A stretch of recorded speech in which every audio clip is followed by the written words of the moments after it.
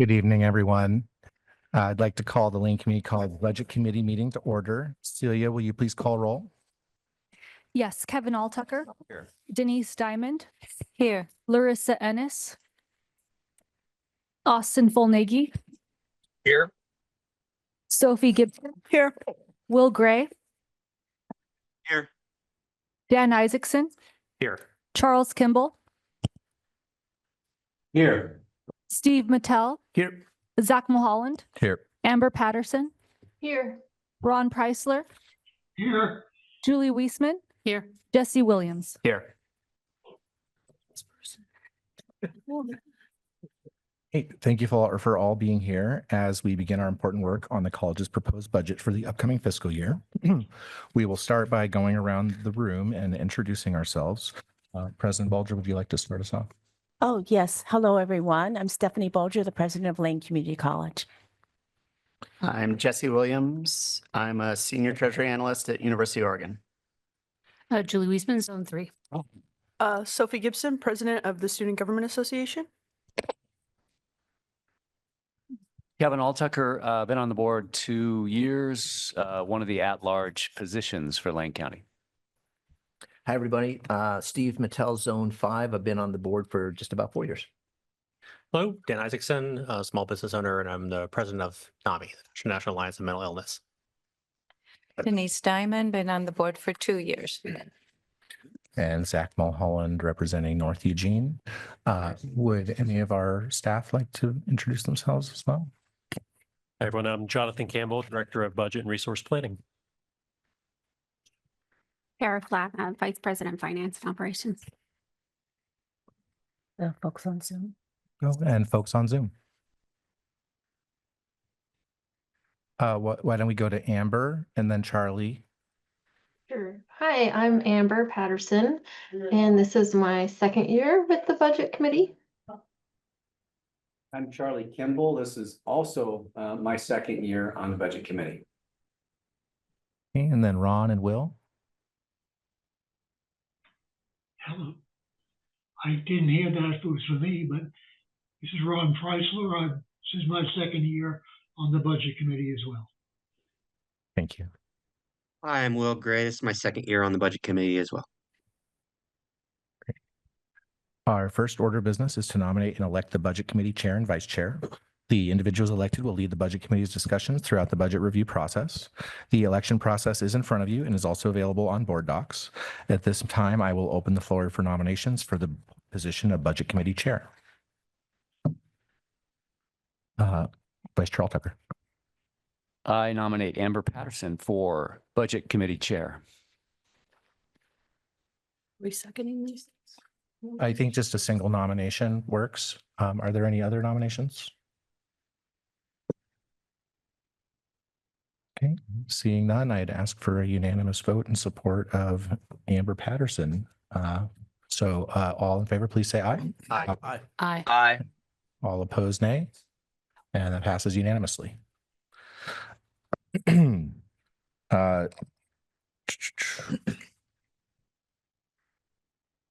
Double checking. Okay, now would be the time that I would hand the gavel over to Amber. So Amber, you're in charge now to elect a vice chair. Hey. Do you have the budget? Let's have Celia send you the script for the rest of the meeting. Okay. And the next action would be to open the floor for nominations for the Budget Committee Vice Chair. Okay, I open the nominations for Vice Chair. Does anybody have a nomination? There's a hand up here, Amber, and that is Steve Mattel. Okay. Steve? Yeah, thank you, Amber. I would like to nominate Jesse Williams to be our vice chair. And happy to speak to the motion if asked. Is there any other nominations?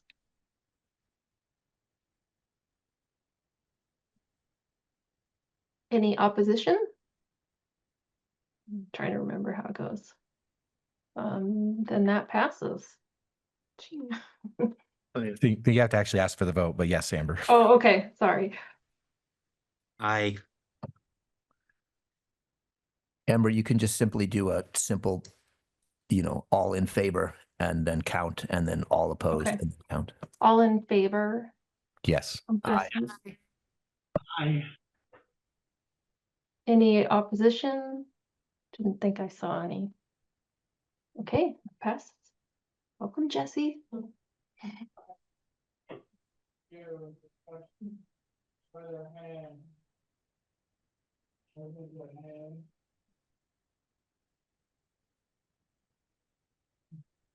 I think the next up is a staff presentation, Amber. So I think we can have the president introduce that for you. Okay. Sorry, I was just getting stuff open here.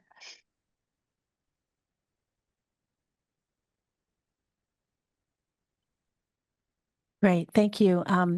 Chair Patterson, really appreciate the opportunity to present the budget this evening to the Budget Committee. I want to first say welcome to the new Budget Committee members. We're so happy to have you here with us this evening.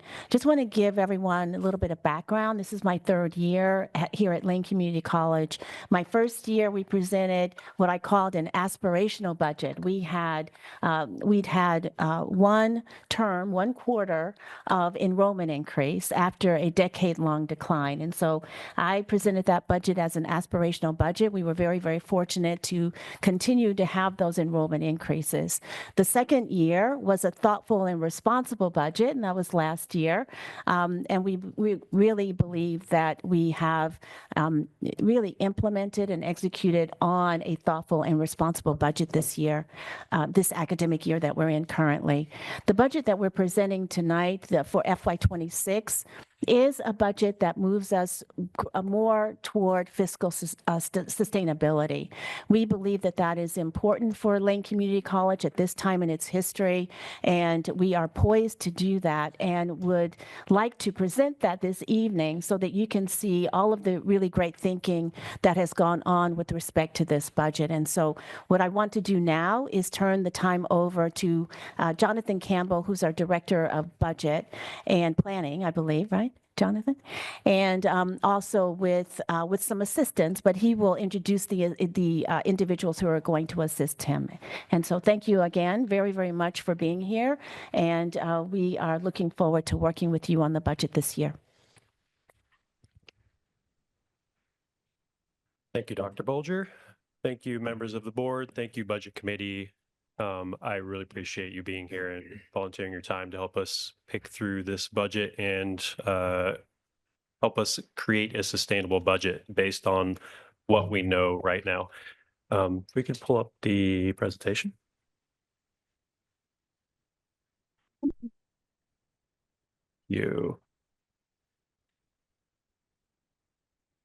So we try to do the murals around campus, and this is a mural in the Mary Spildey Center downtown. If you haven't seen it, it's awesome. It's better in person than it's here, but I really like the cover, the way it turned out this year.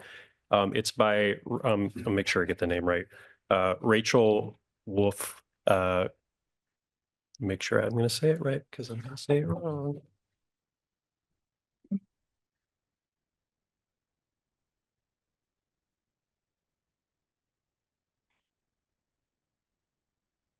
Whoop Goldsmith. Thank you, Kara. So we do murals every year, and if you haven't seen it, go downtown and see it. I also want to say a little bit about the progress that we've made. You could go to the next slide. This is our agenda, where we've already done most of it. So if you could go down to the next slide too. We've made a lot of progress. This is my second budget cycle so far. The first one, I was learning a lot. We were understaffed. And I want to call special attention to Alejandra. Can you stand up for just a second? This is the brains behind the machine. This person here is incredible. She works hard. She's incredibly smart. She's incredibly precise. She's worked a lot of overtime to help us get this booklet in front of you, and if we could just a quiet round of applause, just. Yeah, and we have a new budget analyst, Deja. She's not here tonight. I think she's online listening, but she's also learning a little bit of the flavor of chaos that we have here at this institution. When I interviewed, they were asking a little bit about my background. I said, I love working in higher ed. Every institution has a little bit of chaos, and that's what makes it fun. It's just a different flavor of chaos. You just learn how to kind of package it all together and wrap your arms around it, lean into it, do the best you can. So I feel like we're making a difference. You'll see on the screen up here a little bit about the people that we've worked with to put this budget together, and we've done our best to engage the community a little more from the ground up since I've been here. So we work very closely, and that's supposed to say Budget Development Subcommittee as a member of our governance system. So it's representative, has faculty members, has students, has representatives from the classified staff, from the managers, and we work hard to get input from all areas to kind of help them dive through the nitty gritty and the weeds of what we're seeing. We also have engaged, I think for the first time, the SAFC, so the Student Activity Fee Committee. We kind of helped try to understand where they were coming from, help them understand where we were coming from, and the student leadership group. So thank you, President Sophie, for helping us engage in that way. We meet regularly with our departments, the program staff, deans and directors, anyone we can get in front of to kind of talk to understand where they're coming from, what they're seeing, the programs that they put in place, and put numbers to it. I try not to put a dollar sign over everything I see. It's really hard as a finance person. You walk around and like, how much does that cost? But I try to understand the ins and the outs, and that's the philosophy that I bring to it, understand where we're coming from. And also, of course, Dr. Bolger, Kara Flath, who's kind of my partner in crime to understand the chaos, all of my peers on cabinet, leadership to make it all work. So it's a little bit of chaos, but it's also a lot of fun. So we also implemented a new budgeting system called Axiom. Before, everything in this book was done manually. It's a big time suck to make it all work, but we're hoping that with the new system, it'll help create some transparency, some better reporting, some better data. It integrates directly into our accounting system so we can pull data in and out. Helps us kind of package all of the stuff you see in this together. So it's a little more automated, frees up our brain space for more analysis, more conversation. So, excellent. So with that, I want to talk a little bit about the budget that we've put together for this upcoming year. We want to continue to be thoughtful with all of the uncertainties that we see. I know everyone's heard a lot about the federal landscape, just a lot of the chaos that's happening there, a lot of the unknowns. We don't know what's going to happen, but there's a lot of impacts that we have here at our institution that we can feel directly and indirectly. Financial aid, that impacts a large portion of our students. Right now, it seems fine, but we don't know what's going to happen with that. I also oversee our grants portfolio. So we're hearing a lot about freezing on funding, freezing on grant opportunities. Our partner institutions are facing the same thing. You see it in the news. We have roughly a $7-8 million grant portfolio from year to year. Just for the in-year, it's about 30 million of total budget awards over multiple years. But if those things kind of fall through, we have to think about that. And so we're trying to be a little more aware of the uncertainties and the unknowns. And that's what you'll see in this budget, trying to just continue to be efficient, continue to look at historical trends, continue to have conversations with our partners around campus and around the community to make sure that we understand what's our core mission, what is our impact, how can we get really good at doing what we do with what we have in front of us. So that's a little bit of what you see. The scary words that we see on the screen that we don't know much about. Sorry, Jenna, I'm making you skipping ahead. She's laughing over there. Recession, inflation, tariffs, these are all part of the unknowns at the macro level that we're keeping an eye on.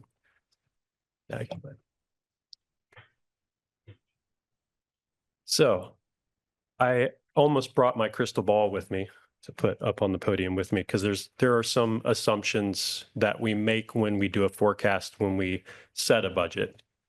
And we do the best we can with the inputs that we have in front of us. We socialize it, we talk about it. It's kind of why I have a job. we get to get in front of everybody and talk through all the assumptions and do the best we can. So the next 2 slides, I'm going to walk you through the assumptions that are in the budget, how we set the upcoming year, and how we look at some of the assumptions we think about in the out years also, because that's also important. We have to plan for not just this year, but the years after that. So we know that the board passed a tuition increase of 3.1%. There was a lot of talk about looking at all the factors that go into that. We don't want the cost to be too high on the student, but we also want to recognize that we have inflation. We have increasing costs, not just in material and supplies and the things that make our operations happen, but also with salary costs that we have to keep track of. Student fees, the Student Activity Fee Committee did a really diligent job this year to evaluate the fees. So that actually went down 13.4%, which is one of our mandatories. But core mandatories, we also kept flat to kind of keep the costs of those mandatory fees on students flat as we go into the next year. Property tax is also flat. I see your hand, Austin. If I can, I'm going to try and make it through the slides, and then I'll take questions at the end. Sounds like a plan. Thank you. Cool, thanks. The governor's budget, there's still deliberation around this. We know that we'll get the new May economic forecasts in the middle of May. So probably the next meeting that we have, or the meeting after that, we'll have more information coming from Salem about what our economic forecast looks like, how that impacts the budget.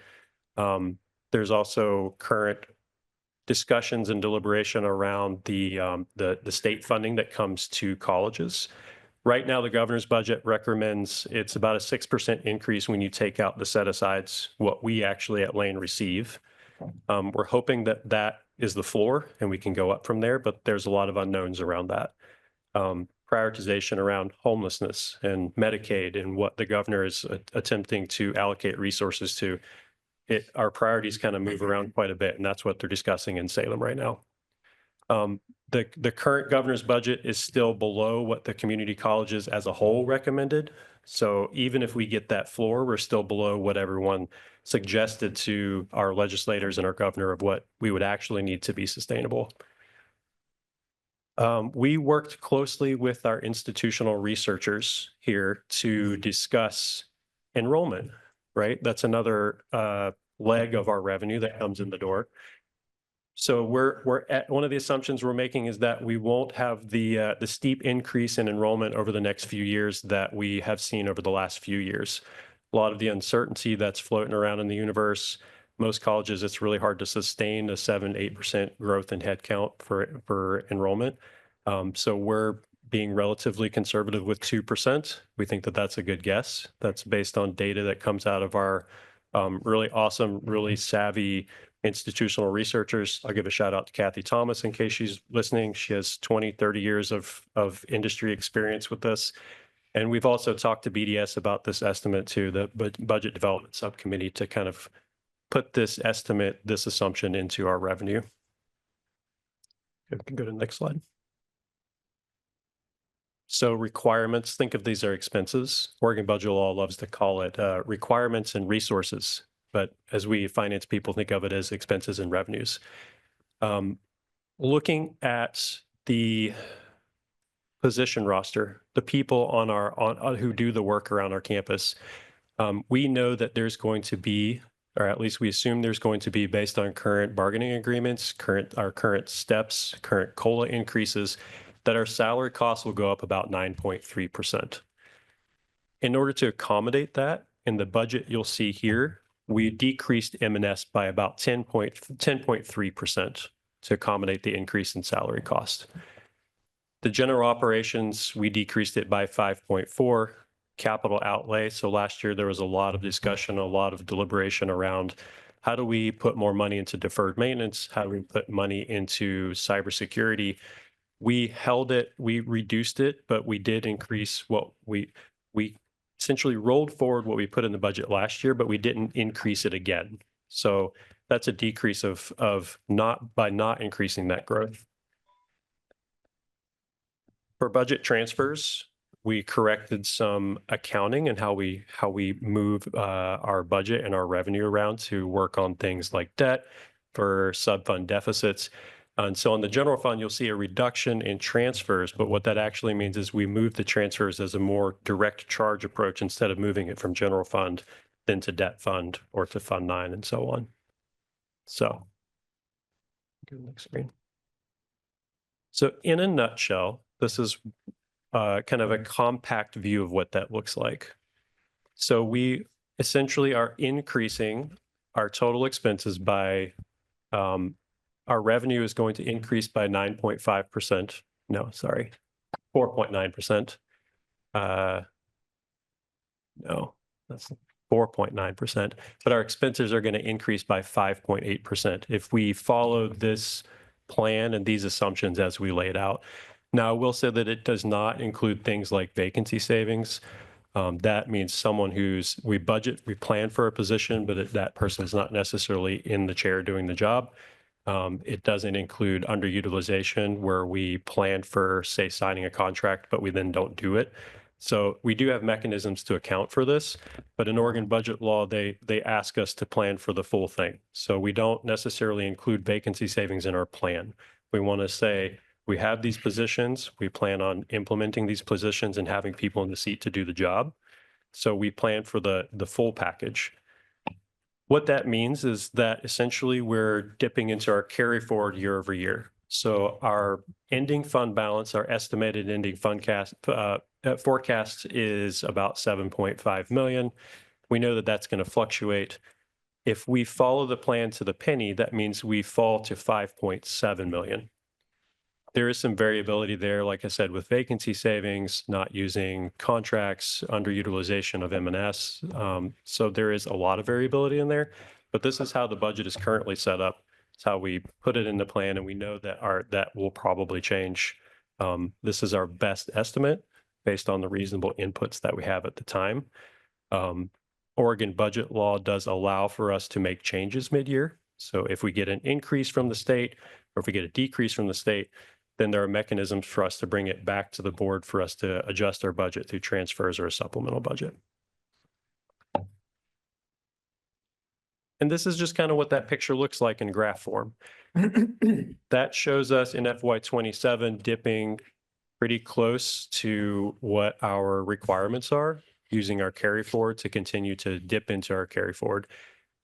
This isn't the real life picture. This isn't the forecast, but what it means is that we just need to continue to be diligent with our finances, be more efficient, look at our processes, continue to bring a regular forecast to the board, and to collaborate to make sure that this graph doesn't actually happen. But it is a reality based on how we currently have the budget set.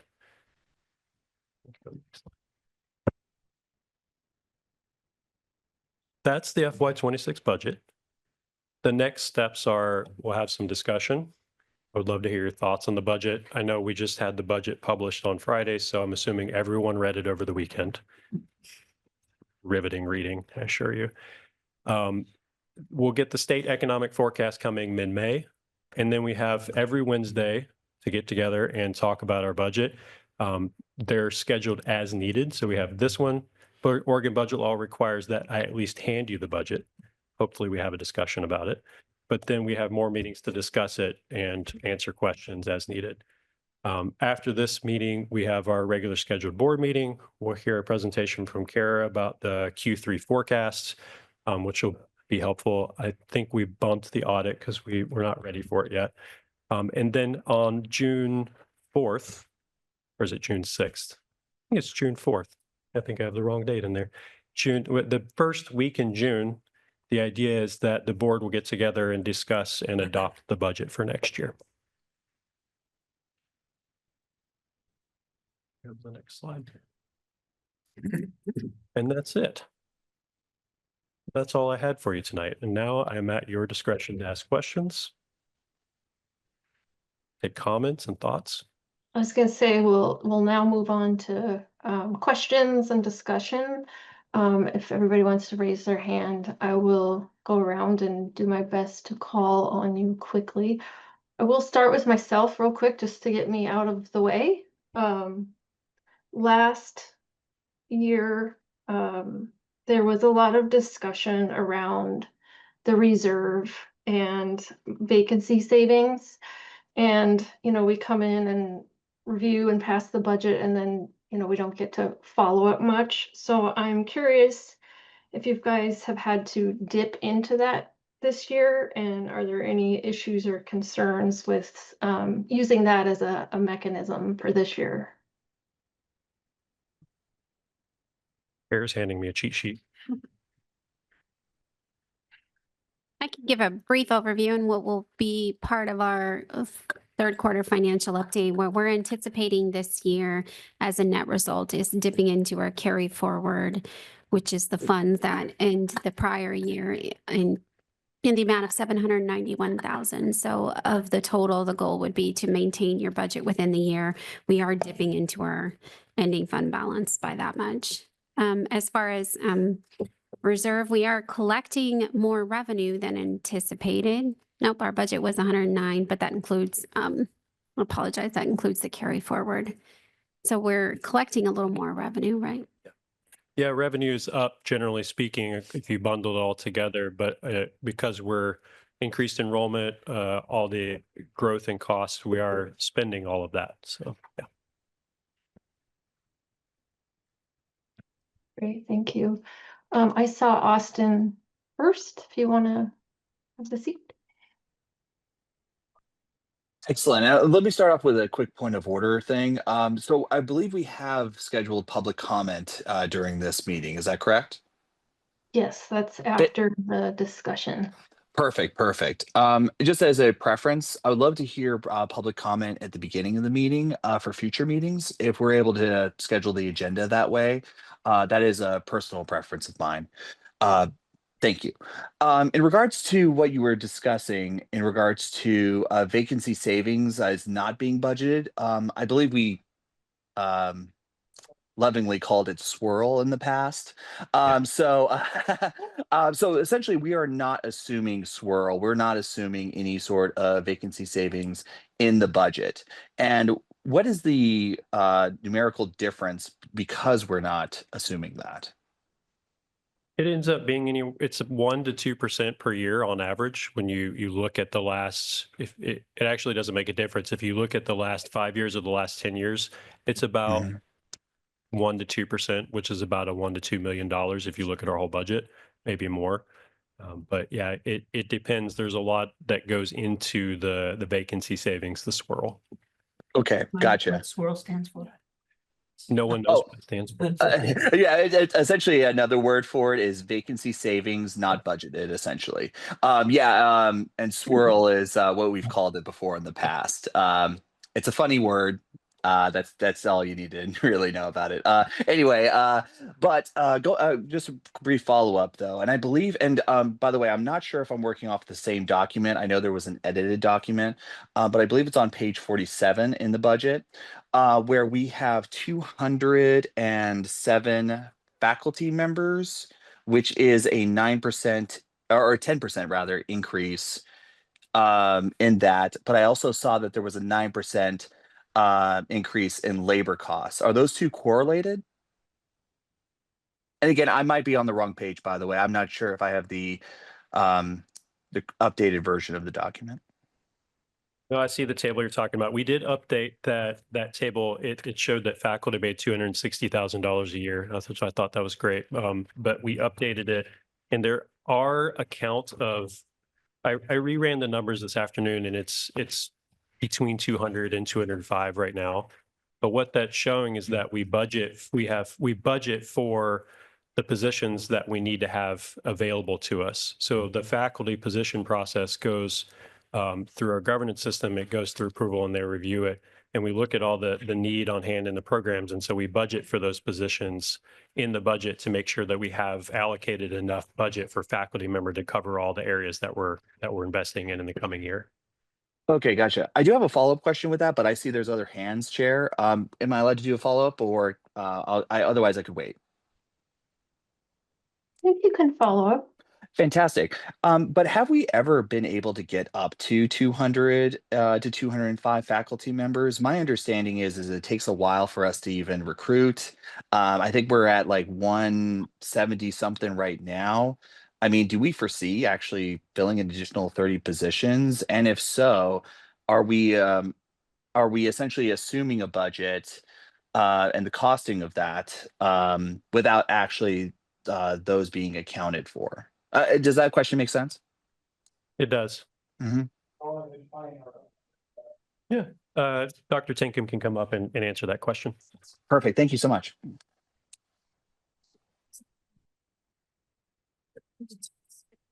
It's 43. Also, board members, you have in your packets as well what our current numbers are through Mhm. HR. And I think I was just looking at that, and I believe we're at 189 right now. 89. Got it. But I'm going to double check with that and just make absolutely sure. We have 15 full-time faculty positions that are currently in process. 14 will be posted. One will be posted very soon. If we do not fulfill all of those commitments, that means we would not necessarily fill all those positions. Perhaps we might fail a search. We would typically, what we do in those situations is we would hire a temporary full-time faculty member, or we would just have additional expenses in our part-time budget. So forecasting in this way is very, very wise. And that is why the finance team did it that way, based upon the numbers that we provided to them. Understood. Great. Thank you so much. Before I call the next person, if you're at the table there, could you raise your hand if you have a question? I have the benefit of seeing the hands up here much quicker, so I can get you in line. Dan, Steve, and myself. Okay. Okay, I'm gonna start with Steve. Actually, I would defer to some of the other budget committee members. I raised my hand last. I know you didn't see Okay. the one before. Sorry, I couldn't. I think Will and My Charlie. screen was a are- little too small, so I saw Will come up next. Will and then Charlie. Right, thank you, Chair. So I have a couple of questions. Is it and also if there's like road noise, I'm at the Capitol right by a window, so there's traffic nearby. So if there's road noise in the background, I apologize. Is it all right if I ask a couple of questions? Celia, do we have how many public comments do we have for time purposes? We have one person signed up for public comment. Okay, then I think we can, why don't we get through everybody and then circle back for the second questions? If that's good. I'll put you down, Will, for Okay. round two. Word.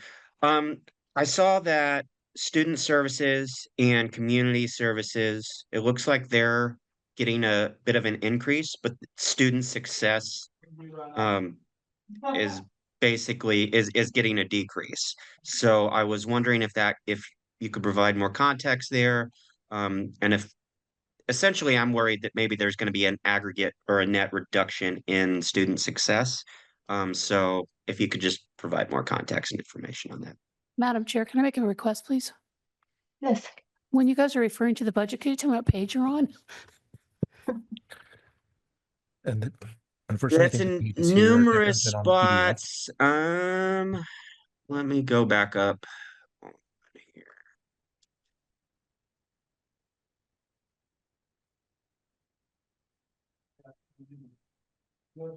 So, I mean, I'm seeing student services, page 52, college support services, page 53.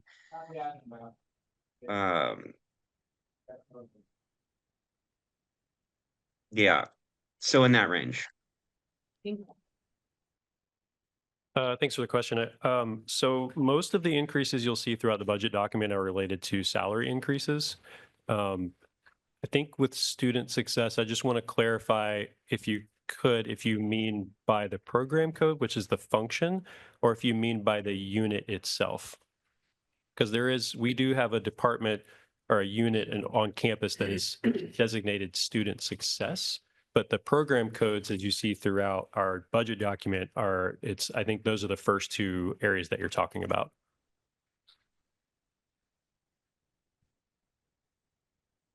And if you don't know, that's okay. We're going to take questions and compile them for us to make responses later on too. That's okay. Okay, and I've already emailed that question to Celia anyways for review. Yeah, we're going to compile questions after the meeting and during the meeting to put in as an information request, and we can get back to you. Okay. Will, is it okay if we go to the next question and we'll put that one in writing? Yeah, sure. Okay, thank you. Hey, Charlie, you're next. And if you are referring to something in the document, please note the page number. Okay, well, I'm not referring into the document per se, although it was in the presentation given in Amber. It was part of your first question as we started off. And that's with respect to the continuing spend down on the I guess budget surplus, or the fund surplus that we have, and dipping into the carry forward as we've referred to it. And we saw that chart that shows in a future state where that will potentially go negative. So my question is this: has the board ever considered, or would consider, a mandate to reach a zero budget basis, however that takes to get to that? Because if we don't, on the present trajectory, it looks like we will hit a negative spot in the road in about 4 years, if I read that right.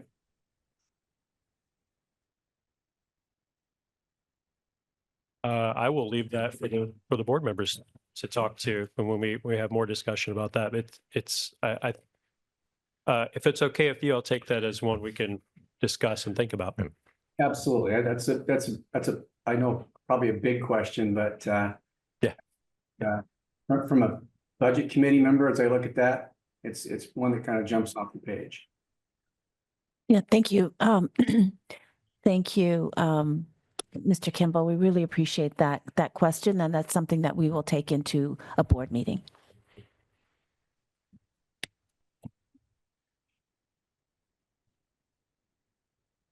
Is there any other budget committee members that have questions? Dan Isaacson in the room is a budget committee Dan? member with a Okay. question. Dan, the floor is yours. Thank you. You mentioned tariffs. By how much and in what way are we exposed to tariffs? I'm sorry, can you say that again? By how much and in what way are we exposed to tariffs? I don't know.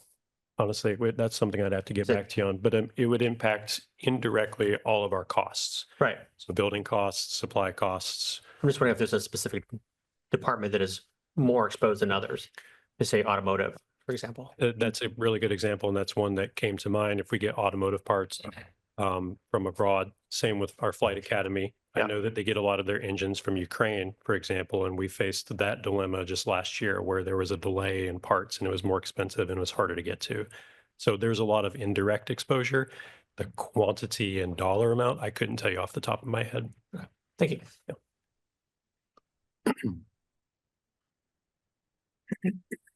So it looks like we're back to Chair people. Patterson, we have Steve Mattel and we have Zach Mulholland on this side. Yep, I got them down. All right. Steve, do you want to? Yeah, thank you.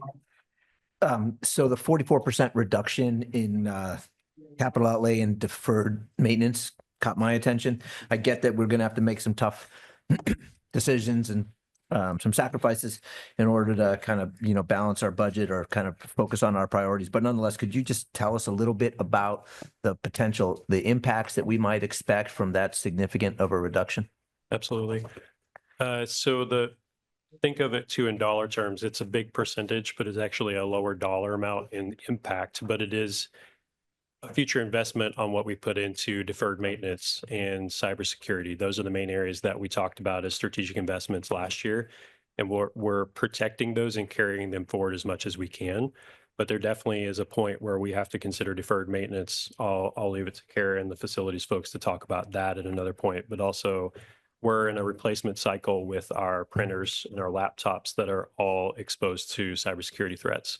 So it's something that we will have to discuss and think about in our future budgets for sure. Did that answer your question? Kind of. Zach? Okay. Can we pull up slide 6, please?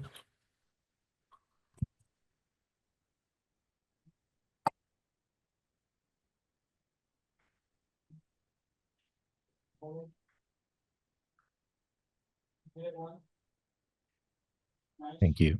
For salaries and benefits, full-time, the increase of 9.5%. Can we get that broken out between increase in salaries and wages and increases in number of personnel? Yes. Can I get it in information? Great. Okay. Could we go to slide 7? For the FY25 forecast, that's the current forecast for this year, the most recent forecast. Am I reading that correctly? Okay, thank you. With I'm not sure which slide this had the stuff about the vacancy savings, but can we look back and see for previous years the number of budgeted faculty and the number of faculty that we've then actually had on staff each year, so we can get a sense internally of what the level of the differences, the swirl has been in previous years? Yeah. Do you have a preference on time frame? How far back you want to look? 5 years Sure. would be amazing. I think that's a good time frame because it captures the COVID moments too. So I think that's a good time frame. I think that's all my questions at this time. And I think we try and pass balanced budgets. We passed a balanced budget last year, I believe, and things change, unfortunately. But I take your point well, Charlie. You have Julie in the room, Amber. Okay, Julie?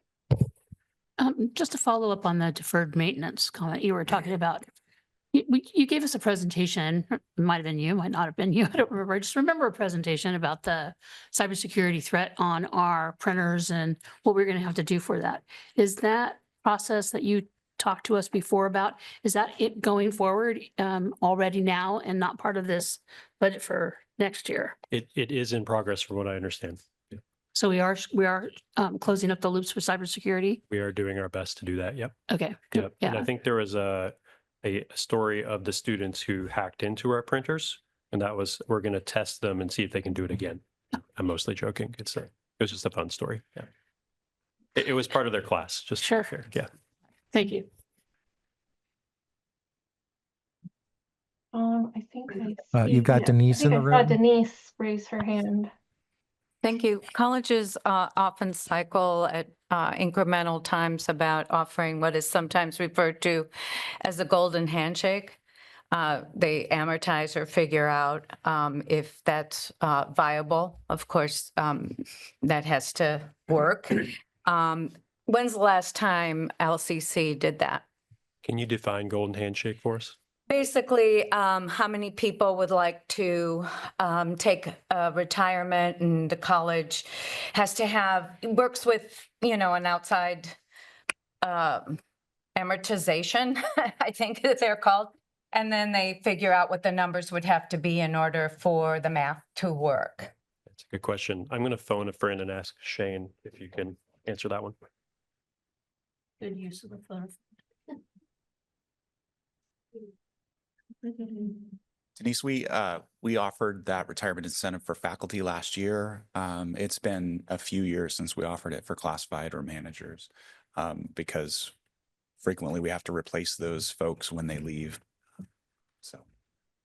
So when you say a few years, is 3, 4, 5? Because sometimes there's almost a cycle, because obviously people have reached the top of their salary scales based on years of experience and degrees.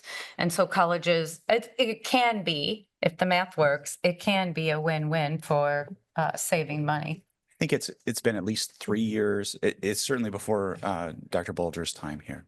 Okay, thank you. I want to make sure we have enough time for public comment and Yeah, I was folks just in there. gonna, Yeah. just gonna say we should probably wrap things up to be cognizant of the public comment period. But I think any other questions can be submitted, correct, Jonathan? Absolutely. Yeah. Okay, so we'll now move on to public comment. The committee may not respond directly to any issues raised during public comment, but will refer those issues to the president for appropriate action. Celia, do we have any public comment? Yes, Adrian Mitchell.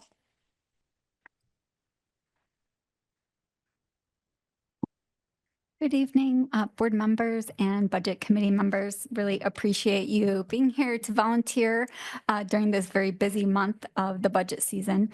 My name is Adrienne Mitchell. I serve as the president of the LCCEA and also serve as the co-chair of the Budget Development Subcommittee. I've served on that committee for more than 10 years and am deeply knowledgeable about the budget. I read the audit statement every year and really appreciated this year's process working together with Jonathan Campbell and Kara Flath. It was a very transparent process, a very collaborative process. We did create, the Budget Development Subcommittee did create a balanced budget. In fact, the budget that we presented to College Council in April and that was approved by College Council created a surplus. It did not use any of the ending fund balance. In fact, it restored some of the ending fund balance. We were surprised I was surprised today to learn that the budget document does include using essentially $3.1 million of the ending fund balance. So it's really a difference of about $3.8 million between what we had presented to the College Council and what was approved and our last meeting, April 23rd, and today. So really significant change. I think one of the areas of concern that I would like to share is related to the significant number of increased positions included in the proposed budget, which results in using so much of the ending fund balance. So I'm going to be sharing a document with you that includes the historic high figures for classified faculty and management from the past 10 years, the actual figures from January of this year, the actual from May 7th today, posted on board docs in the HR report. And you'll see, for example, that as of today, according to the HR report, there are 281 classified contracted employees, yet the budget document has 337, an increase of 16.6%. For faculty, we have 189, and the budget document has 207, an increase of 9.5%. And the management figure has currently 70 and increases in the budget document to 80, an increase of 14.3%, when the historic high for management positions was 71. So it's unclear why the addition of so many positions would be necessary. Of course, hiring is always important and replenishing all of our, so that we can continue to serve students. However, this budget document that creates such a massive increase in the number of positions really is a significant burden and results in so much additional spending from the ending fund balance. We've also calculated, I have calculated based on the figures that are in the budget document on page 43, the average salaries that are presented and what the total costs, including OPE for these 84 positions that are not currently filled, according to the college's documents, that would be filled under this proposed budget. They amount to 6.6 million in salaries, and when you add OPE, 10.9 million. So I'll share this with you as well as the documents that they are derived from. They're from the official audit documents, the HR dashboard, and the budget document itself. And I hope you'll take some time to consider those. And because I don't think it's necessary to have a financial crisis that would necessitate cuts.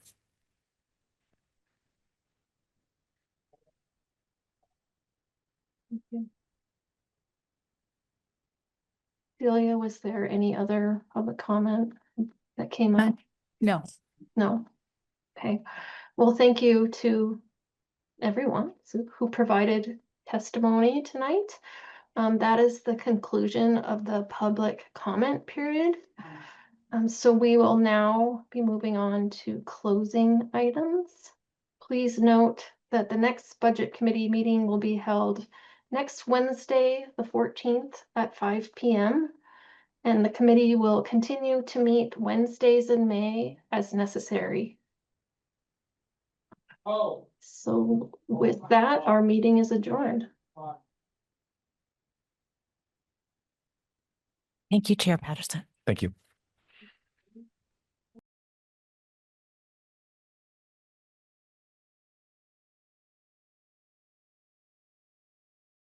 The May 7th Lane Community College Board of Education Board meeting will now be called to order. Celia, will you please call roll? Yes, Kevin Alltucker. Here. Denise Diamond. Here. Austin Volnaghi. Here. Sophie Gibson. Here. Steve Mattel. Here. Zach Mulholland. Here. Julie Weisman. Here. We will be moving on to the land recognition. This land acknowledgement speaker for this meeting is Ryan Ziegler. Ryan, will you please provide the recognition? I'd like to start our meeting with the acknowledgement that the land we are on is the traditional homelands of the Kalapuya people. The Kalapuya were stewards of this very land for over 14,000 years before their traditional way of life was forever disrupted. We start our meeting with humility and reverence for the original inhabitants, the Kalapuya. Thank you.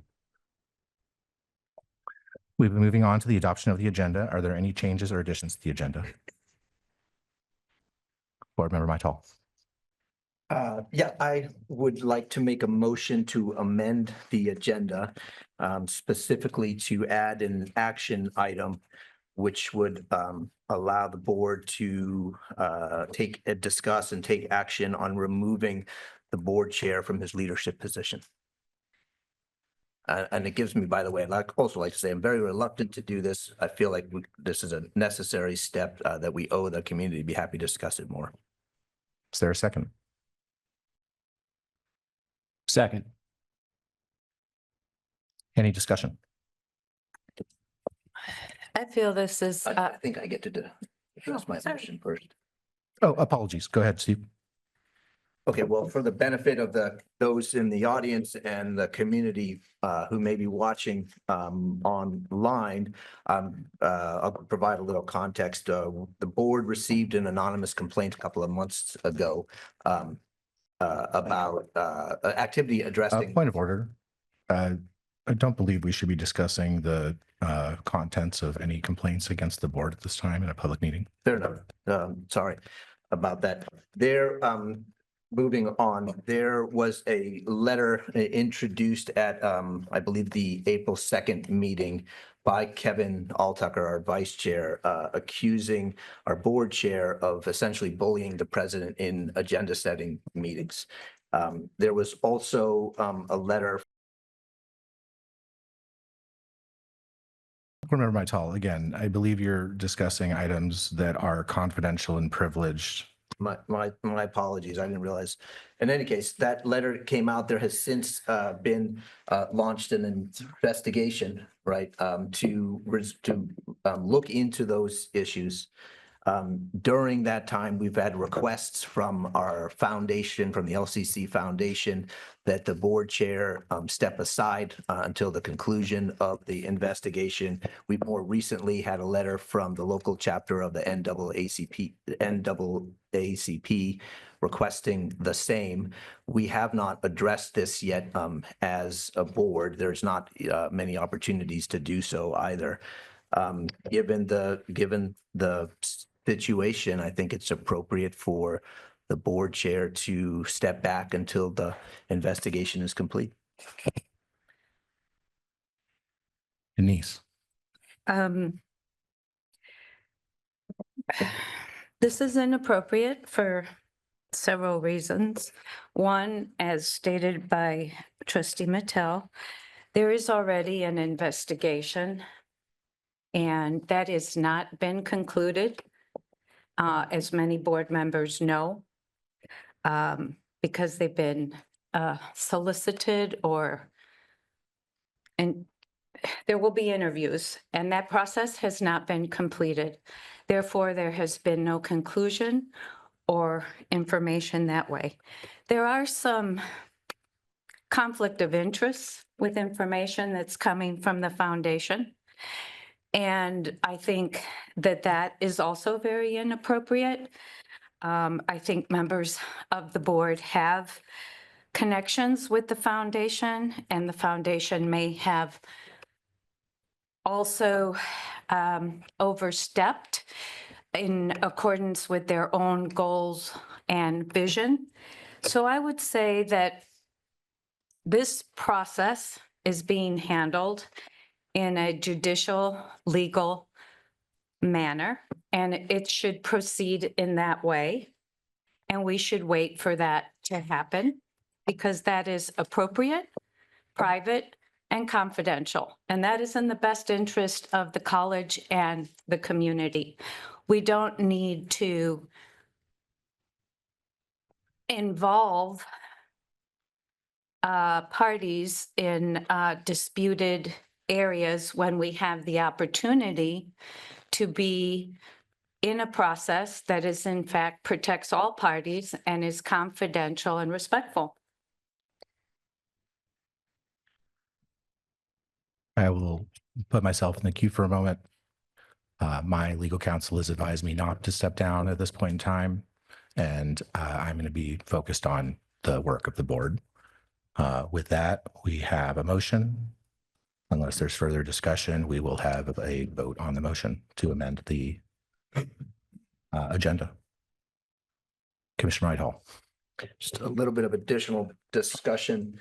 The impact of the accusations and the investigation that's ongoing, as Denise has pointed out, I believe is affecting the relationship and the communication between board chair and president, which has an impact on leadership of the institution generally. So that's also part of the reason to request, again, my request is to stand down until the conclusion of the investigation. And just to be clear, that's not possible. I requested it is not possible to, I would have to resign the role, and my legal counsel has advised me against resigning the role. Thank you. Furthermore, the business of the college is moving forward. And we have other mechanisms that are available in being able to set, which I believe you're in somewhat alluding to setting board agenda. Board agendas have been set. There are other mechanisms available to the board, which include an additional board member being present or agenda setting by Zoom or email. There are other opportunities. We can move forward. We have much work to do, and we just need to move forward and get it done. Board Member Weisman. I just want to say that the request for the chair to step down is not something that's easy. And this is just a step down during investigation. It's optics. It's about reputation of the board. It's about our accreditation. It's about who we are in the community. It's about how we support, how we communicate with our employee, the president of the college, how everyone in the organization, and we've had two pretty significant foundations, NAACP and LCC, making the request that for the sake of the college, not about you personally, but for the sake of the college, that the chair who is involved in complaints as they pertain to our employee should, because they're of the ongoing relationship and interaction, should step down temporarily while the investigation goes down. That should not be that difficult for a board member whose commitment is to LCC, not to themselves, not to their higher up position, not to whether or not they think it's a good idea, but for LCC, for what's good for the institution, what's good for students, what's good for faculty, what's good for the board. And so the request to have you as the chair step down right now is about the board and the institution and protecting it and its reputation and its future. We have a lot at stake in the matter with these complaints and this investigation that's going on. I would like to see it resolved. That's why it's in the hands of a third party. And so this request isn't about Zach Mulholland to step down as chair. This is the request of the chair to step down now for the sake of this institution. And so I still humbly request that you put your personal views aside and support the institution. Thank you. Question. President Bulger, is it possible for the board chair to step aside temporarily in order to hand the gavel to a third person, or is it required for the board chair to resign to make that happen? I'm going to ask Jenna to assist me with this. We've been getting some counsel with regard to what you're asking. So Jenna, could you share again what we learned? Thank you, Dr. Bulger and Board of Trustees. Currently, the advice that we've received is that the position is either filled or not. And so if there was a decision to make a change in the leadership, it would require that current position be vacant. And so it's not a matter of stepping aside. We have policy that talks about in the absence of a chair, how the business of the board goes forward, but it doesn't contemplate a pause. I've got Austin and then Denise.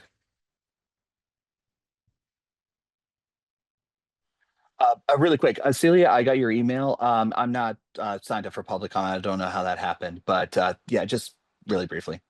In regards to this conversation, I'm going to be voting no on this. And part of this is because, well, the investigation, the process of that investigation and so forth is called due process. Due process is not convenient, but it is the right thing to do. So I want to see this investigation go through its full course, including the findings of this investigation. And additionally, I think it's really difficult to have this conversation without a full board. We currently only have 6 board members, so that also creates some additional complications. Lastly, I think that there's a lot of liabilities. Chair Mulholland, I'm glad that you spoke to Steve and did a point of order, because those are confidential information, and we don't want those liabilities to be on fellow board members and so forth. So yeah, so with that, I'm going to be voting no on this. Due process, again, takes time and it's a process, but it is the right thing to do, especially in this time period when due process is under question. Denise. So I'd like to take issue with anything that is categorized as optics. I will not stoop to disrespect or lack of integrity in calling out what are other issues, somewhat political issues, behind the doors of issues, and let it just be said of that. That is a fact. It is a fact. And again, I'm not going to call it out. We have a process. It's confidential, it's private, it's respectful, as it should be. Board Member Weisman. I can see where the vote's going to go, so I'm just going to leave this comment here. Again, LCC has a responsibility to students, to faculty, and to the community. We have some pretty significant complaints that are being under investigation. Typically, due process, absolutely 100% in total support of due process. In the meantime, if we have a process where the chair can step down or just simply hand the gavel to the vice chair and remain as chair and figure out how to do it, fine. But there is a perception that everything is fine on the board. And we agree with everything, and we're ignoring the complaints. And that is a perception that I want to make sure that the community does not get. We are doing an investigation and we are making the attempt, but we'll see where that clearly the vote's going to go. So thank you. So will you please call roll vote? Can you clarify the motion on the floor? Sure. The motion is to amend the agenda to add an action item to remove the board chair from his leadership position. Kevin Alltucker, Aye. Denise Diamond, Nay. Austin Volnaghi, No. Steve Mattel, Aye. Zach Mulholland, Nay. Julie Weisman. Yes. Okay. With that, I'll ask for a motion to adopt the agenda as was presented originally. So moved. So moved. And I have, second. I'll Denise with second the it. motion and Kevin, or sorry, Austin with the second. All in favor, please say aye. Aye. All opposed, please say nay. That passes unanimously. Please note that the equity lens has been provided for the board's reference. Do we have any questions or comments regarding the responses to information requests?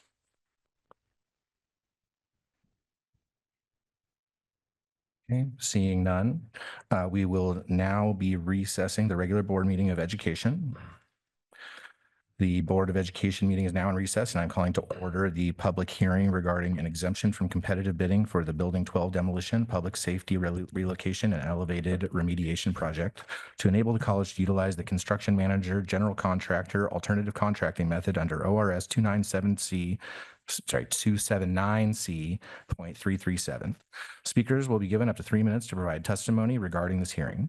If you're here to speak on a different topic, you will have the opportunity to do so during the public comment portion of the regular board meeting. Is there anyone here who would like to provide testimony for the public hearing? Yes, we have Jerry Valencia online. Okay, go ahead when you're ready, Jerry.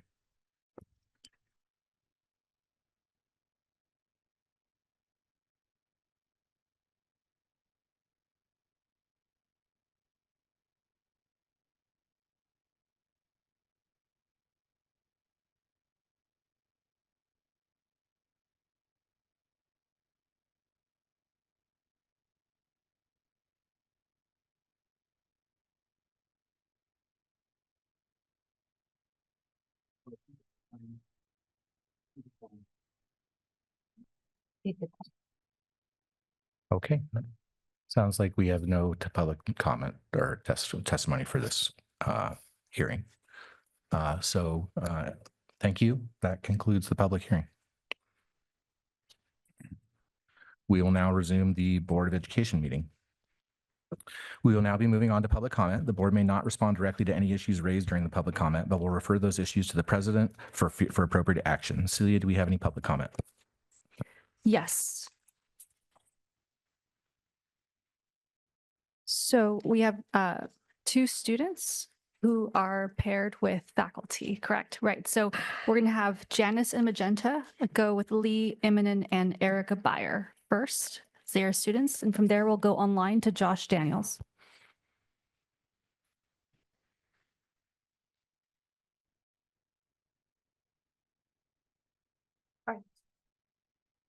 Thank you. So I'm Lee Immonen, and I'll just kind of get the ball rolling today. Thank you for having us here this evening. I'm here with members of the Art 292 class. If everybody could take a deep breath right now for a second, that would be great. And then we'll share with you this exciting project that we're working on. So I teach in the visual arts. I've been here 25 years. And for the last year, I've been co-teaching with a colleague of mine, Erica Beyer. And we've been working on the Art 292 class, which is designing art for public spaces, with the intent of actually shaping and reshaping the campus environment to be a place where people want to spend time and hang out and foster community and build relationships together.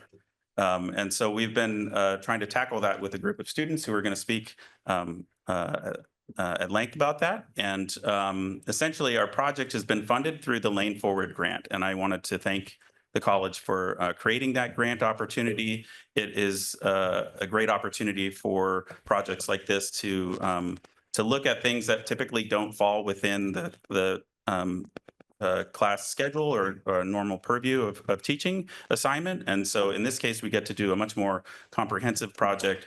And what the students have decided over the last 3 terms is that what we need on campus is an outdoor gathering space that encourages people to get together. It can function as a performance space. It can function as an outdoor classroom space. And that's what they've been designing. I have a handout for people in the gallery, and I think you guys have information in your board packet about our project. And I'm going to hand it off to our students. So thank you.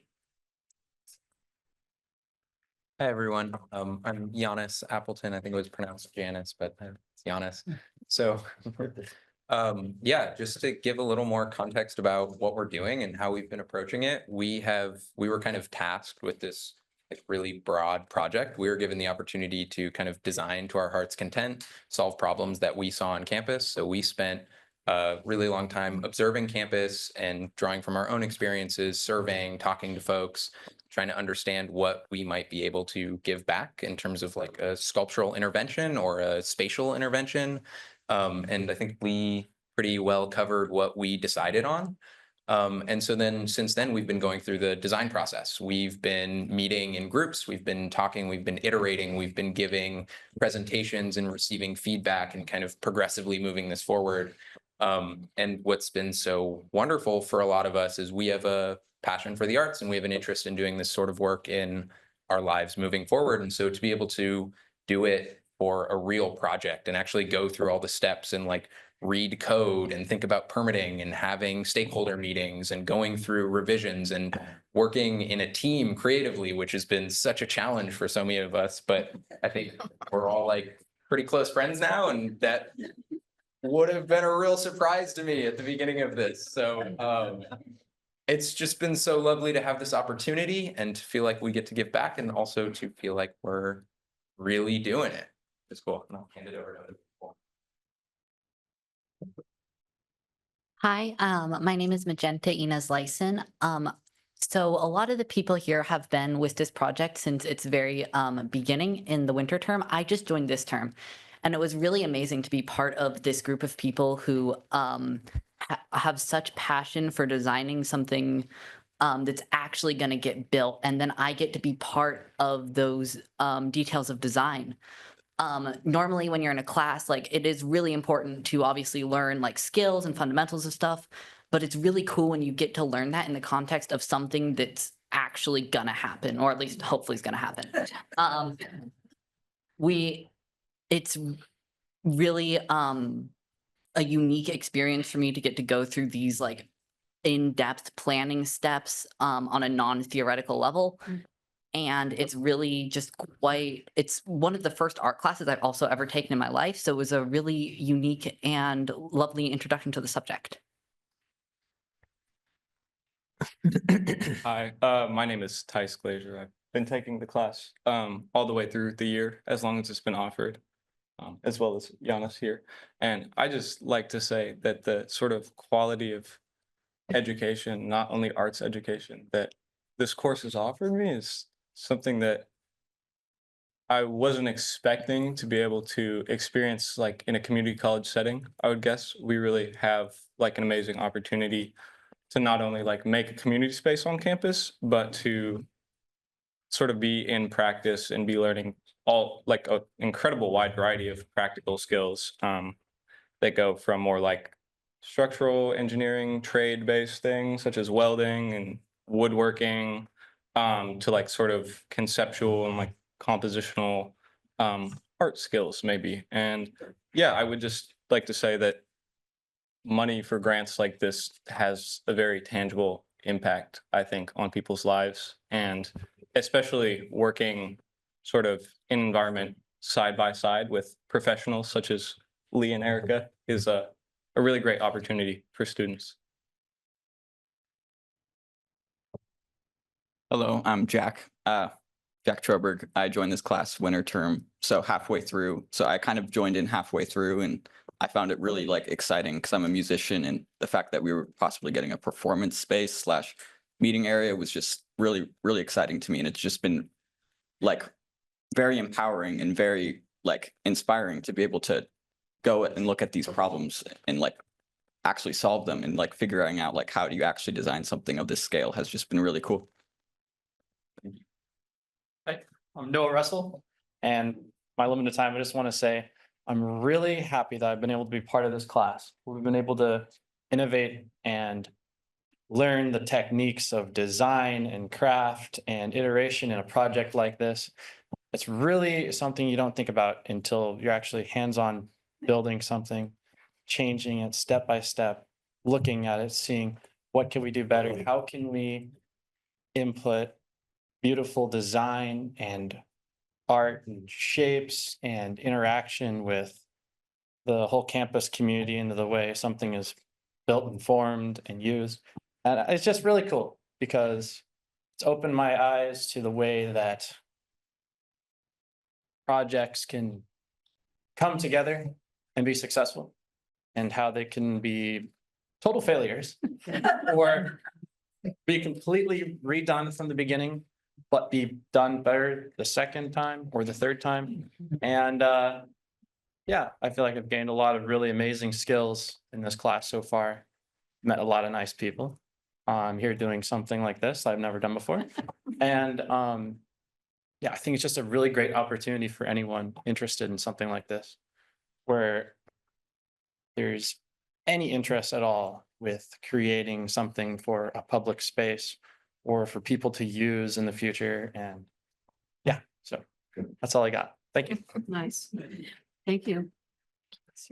I'll just quickly wrap up by saying the students are finishing their design work this term, and that work will then go out for approval on campus here. And if it's selected, then we'll be under contract for engineering and moving forward to building an outdoor amphitheater on campus next year.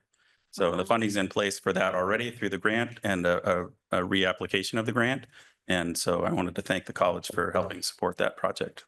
And we have, I think, 6 or 7 different programs on campus participating in collaborating on this project with us, which was really the intent of building community on campus. So thank you. No, thank you.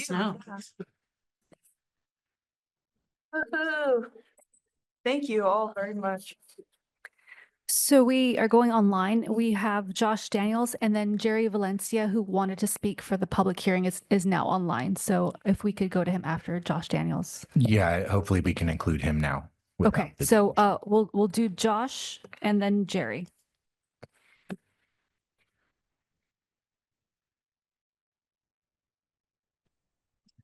Greetings.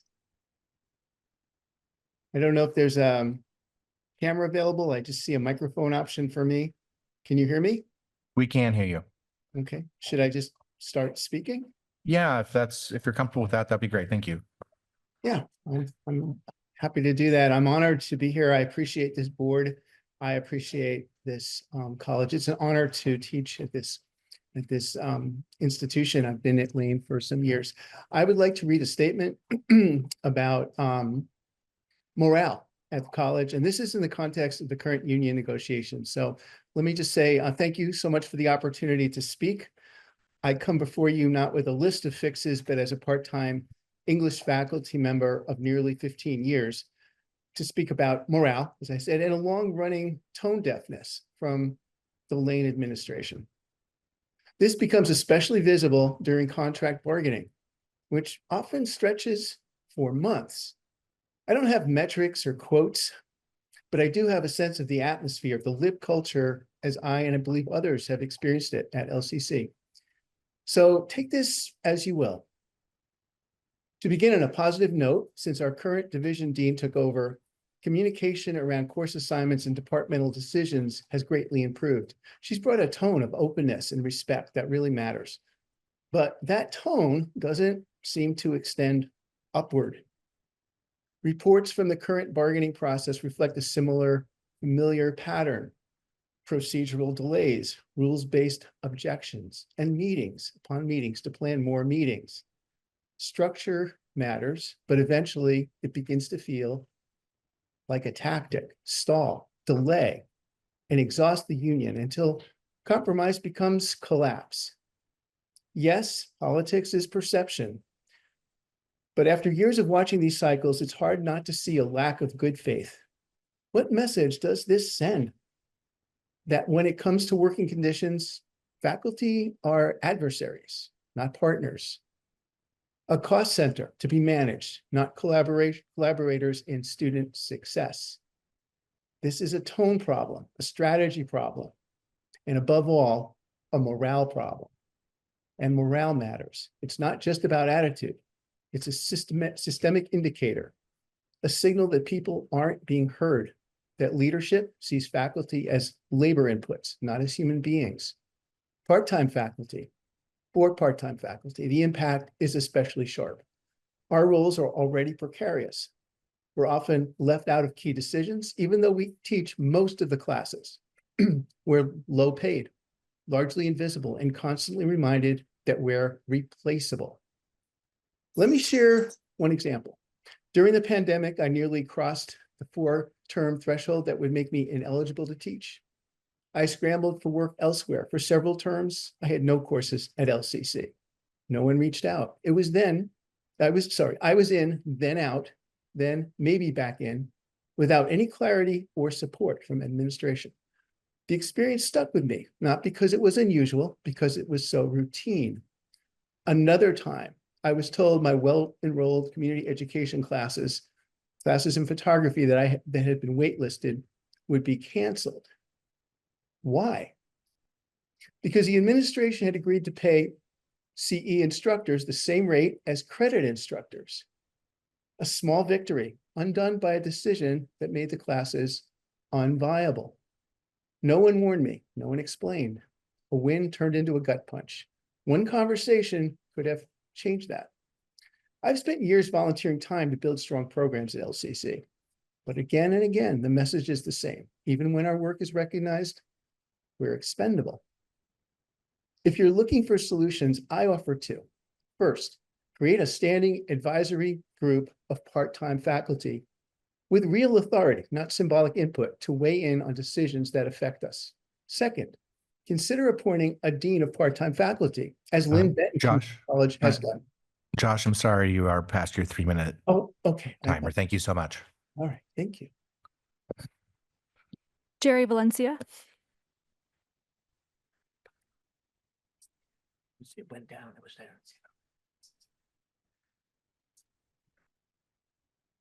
Jerry, you're up. Hello, Jerry Valencia. Thank you very much for allowing me a couple of minutes to speak to you guys about the CMGC and trying to get away from Oregon statute of 279C. A couple of my concerns is that I hear that you guys keep talking about community. And one of the things that's sad is that as a contractor, as a general contractor who works with companies like Highland, Chambers, McKinsey Commercial, the list goes on here in town. We have not spent any money whatsoever within the own community that we actually are paying for these bonds. My concern is, first and foremost, this is the last $10 million. There's 4 different projects. One of the projects has had plans done for, I believe, for over a year, and we're not recycling that money. The state statute and the administrative rule says there's 3 things that need to be taken into account to be a CMGC job. There has to be substantial cost savings. There has to be such complication that there's nobody else that does it except this one certain contractor. And the third is that there is no time to do it. I went through your bond stuff and not one of your projects has ever saved you guys any money. And we are in a technical recession for construction. And I believe, actually, the fact of Veneta School District or the Fern Ridge School District had a project out for $1.8 million. It came in at 1.2. We're having an average of approximately 5 bidders at least on each one of these. And I'm asking, as I look at your bond sheets, the substantial cost savings has not actually manifested, and you guys have spent every single dollar on every single project. And it would be nice to at least allow Chambers or Highland or somebody else. I'll exclude myself from this, but it would be nice to be able to recycle that money within the community that's actually paying for these bonds. And I believe at the end, we have not done a good service to be vested with within our own community, because all of your projects all went to Portland contractors, Lee Scrutcher Lewis and Fortis. Now, they are outstanding groups, but they are very, very, very expensive.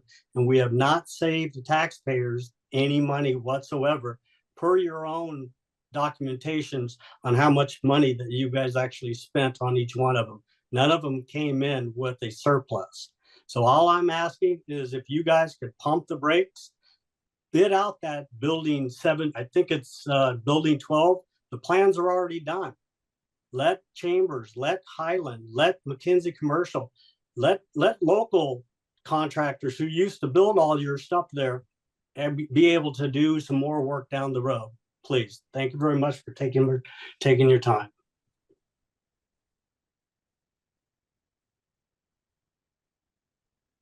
Jennifer Fry, followed by Tom Madison, Ellen Osterkamp, and Jen Goodrow.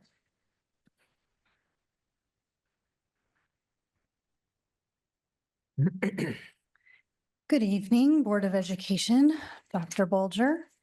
I am Dr. Jennifer Fry, Associate Vice President of Academic Affairs.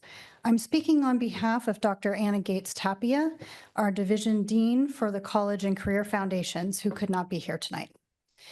Through the collaboration of the college and the LCC Education Association, we have successfully resolved all outstanding issues in the Adult Basic and Secondary Education, or ABSE, and English as a Second Language, or ESL, departments that had been in dispute throughout the academic year. I would like to now read a joint statement from the college and the LCCEA, which was emailed to all faculty in both departments and has since been shared widely.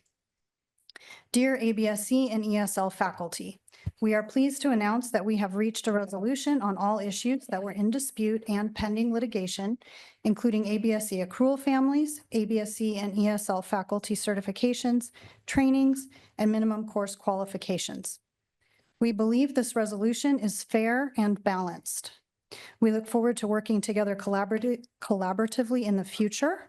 Signed on behalf of the mediation teams for the college and the LCCEA representatives.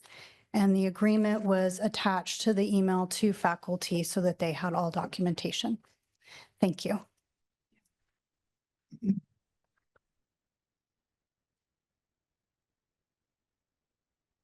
Tom Madison.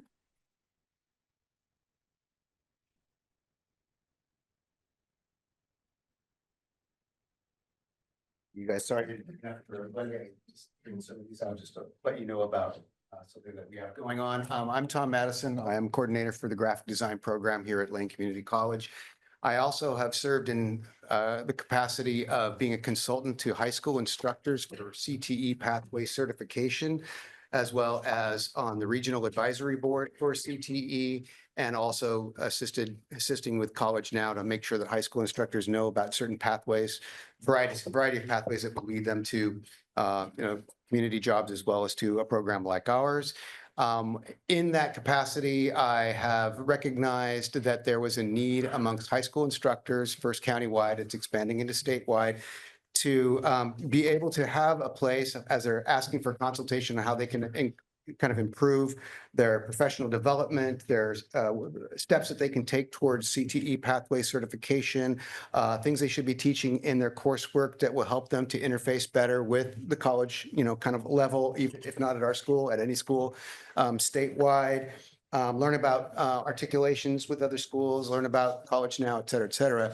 And these things kept coming up, and I finally had the space and the time to be able to put together a conference that I'm calling the Design Educators Summit that will help to invite high school instructors to come to Lane during the summer and have coursework that they can do in a four-day conference, learning about these things. We'll have guest speakers in the mornings, then we'll go in, they'll do some exercises, and we're going to have a work-based learning workshop where we'll have a real client. And this is reflected in some of the work-based learning that's going on throughout the state. I am going to be working directly with and developing the curriculum with a high school instructor for the Downtown Center, CALCE, which is the Center for, I'm going to skip this wrong. I'll probably just skip the acronym because I'm sure I'll screw it up. But basically, it's a center for work-based learning that I helped to develop with a team where students from all of the 4J schools can go in the afternoons to this Kelsey downtown and do real design work, creative service work for the community as a way to get multidisciplinary credit. And so I will be working with a high school instructor, Kate Doyle, who's fantastic. If I slaughter this 3-minute diatribe, there is some real viable information here that might be better organized than the way that I'm presenting. Kate's information and my information on there, and all of the different things that high school instructors will be able to get out of this. It's being supported by Brian Obie, who has contributed money to this. So I've got a grant from Obie for $10,000. It's about $6,000 of that will be towards promotion, swag, different things that we need. It's being supported by Lane ESD, who is paying for the event pretty much, and for some development. I've got CD development funds from the college, which I really appreciate. And we are getting now state level interest from Oregon Department of Education. So we have county, state, and 4J school district support, and it's become something that they want to make a legacy that will continue, and we'll add in more of the creative services and media arts next year. And the idea is to grow this so that Lane will become kind of a mecca where people from high schools will come once a year and get up their game and learn things that they can use and take back home with them to develop their programs. Thank you.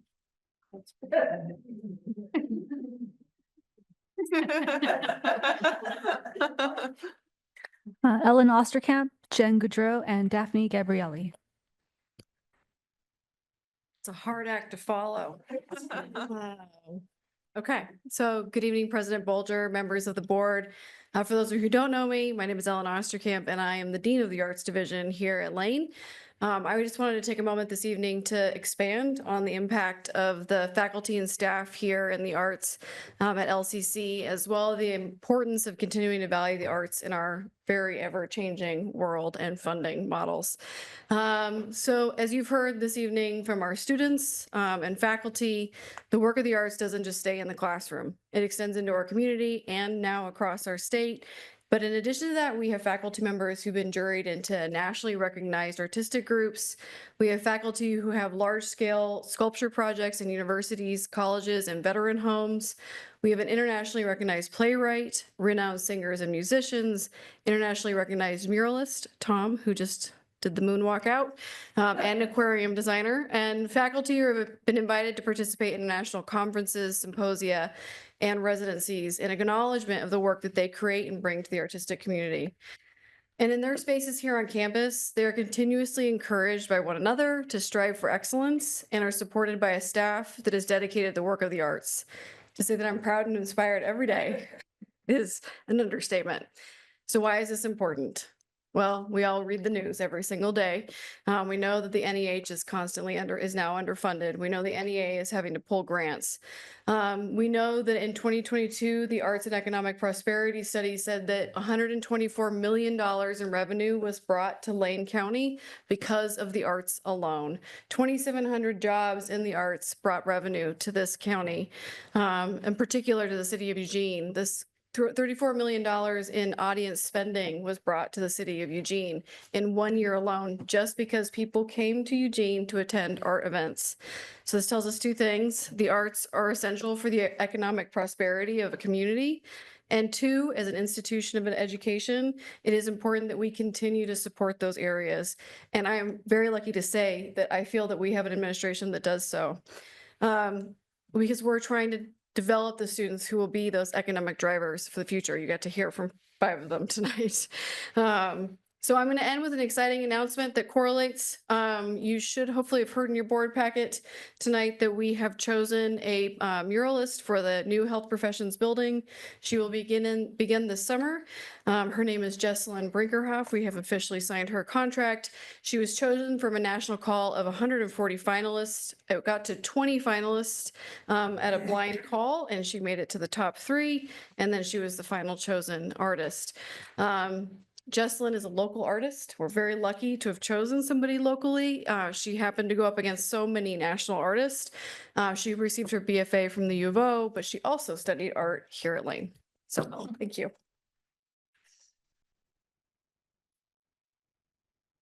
Jen Goudreau, followed by Daphne Gabrielli, Wendy Simmons, and Jessica Alvarado. Hi, good evening, board members. My name is Jen Goodrow, and I'm reading a statement on behalf of Sean Mondragon, who couldn't be here tonight. My name is Sean Mondragon, and I speak to you today as a proud union member and physical education faculty at Lane Community College. As we engage in negotiations, I want to express not only my concerns, but also those of many of my colleagues who are committed to the success of our students and the sustainability of our institution. Our faculty salaries are currently 7.01% behind in keeping up with inflation. This pay cap doesn't just affect us, it affects our families, our health, and our ability to remain present and effective for our students. Fair compensation is not just a matter of economics, it's a matter of respect. Part-time faculty are vital to this college, and they deserve to be able to use in-service hours for class preparation and workload-related responsibilities. Teaching takes time. Preparation takes time. Let's value that time. In addition, we ask the board to support 2 paid floating holidays to allow faculty to observe religious or cultural practices and to honor Indigenous Peoples' Day as a paid holiday. These steps are small but powerful affirmations of the college's commitment to equity and inclusion. We also urge the college to prioritize faculty working conditions because those are students' learning conditions. Ensure all faculty have access to basic resources like adequate office space and up-to-date technology to support our students. Update and expand anti-discrimination protections so that every faculty member feels safe and respected in their workplace. Protect our data and privacy rights, especially as educational technologies evolve. And finally, when the college changes major platforms like our learning management system, such as the move from Moodle to Canvas, provide funding and release time to make those transitions possible without burning out already overextended instructors. These are not radical requests. They are reasonable, necessary, and in line with the college's mission of equity, access, and student success. In solidarity with my faculty colleagues, I urge you to hear us, respect us, and work with us. Thank you.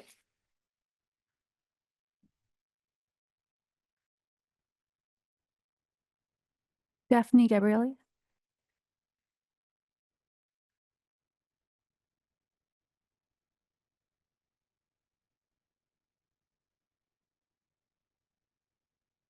President Bolger, Student President Sophie, and members of the board, good evening. I'm Daphne Gabrielli, part-time writing and literature faculty and also an LCC EA member. Recently, my loved ones in research medicine have been courted by other countries and other states. With academia being devalued, we're seeing talent head elsewhere. If another recession is on its way, then soon after, enrollment will increase. Will we rise to the occasion? When Lane County members lose jobs or when their industries become obsolete, they look for new industries, degrees, and technical know-how to support new dreams. I've been an instructor here for 24 years, and I've seen this before. Classrooms full of single parents and displaced workers. I loved that atmosphere, actually, because it's intergenerational and there's so much at stake. Nothing is quite as exciting as coaching students to tell their story, to witness their scholarly progress, their self-development, and their self-expression. I have many success stories to recount. My student who was formerly unhoused, who went on to teach hang gliding. My dyslexic student who hadn't learned to read until she was 17, who went on to study and practice book restoration. My student who was a former felon, who committed to his recovery and went on to study forestry. My student whose husband had a gambling addiction, which cost her marriage, her home, and her financial solvency, but who turned her life around by returning to Lane Community College. They're notable too for being scholarship winners. I continue to be devoted to our college, my colleagues, especially to my students as they face the massive task of having to pay for their education. Teaching writing for scholarships, academic writing, and literature since 2001, I continue to learn, to develop my teaching, and to provide a consistent resource for students. 2 decades of teaching should be enough for me to establish this data point. And yet, why are my classes worth 2/3 of what my full-time colleagues' classes are worth? According to last year's OEA Almanac, of Oregon community colleges, Oregon part-timers earn on average 58% of what their full-time colleagues earn for the same credits, the same classes. As a longtime part-timer, my disparity percentage looks more like 65.5%. To clarify, my classes are worth credit by credit 65.5% of what my full-time colleagues' classes are worth. Knowing this ratio, I feel sad and also ashamed. I have helped put LCC on the map, and yet I am not paid commensurate with my value. I hope you will help me fix this problem to correct the pay gap out of principle and to help part-timers afford to stay here. You can help in particular at the legislature by supporting HB 2669A and also in bargaining by supporting pay parity for part-timers. Thank you. Wendy Simmons, followed by Jessica Alvarado.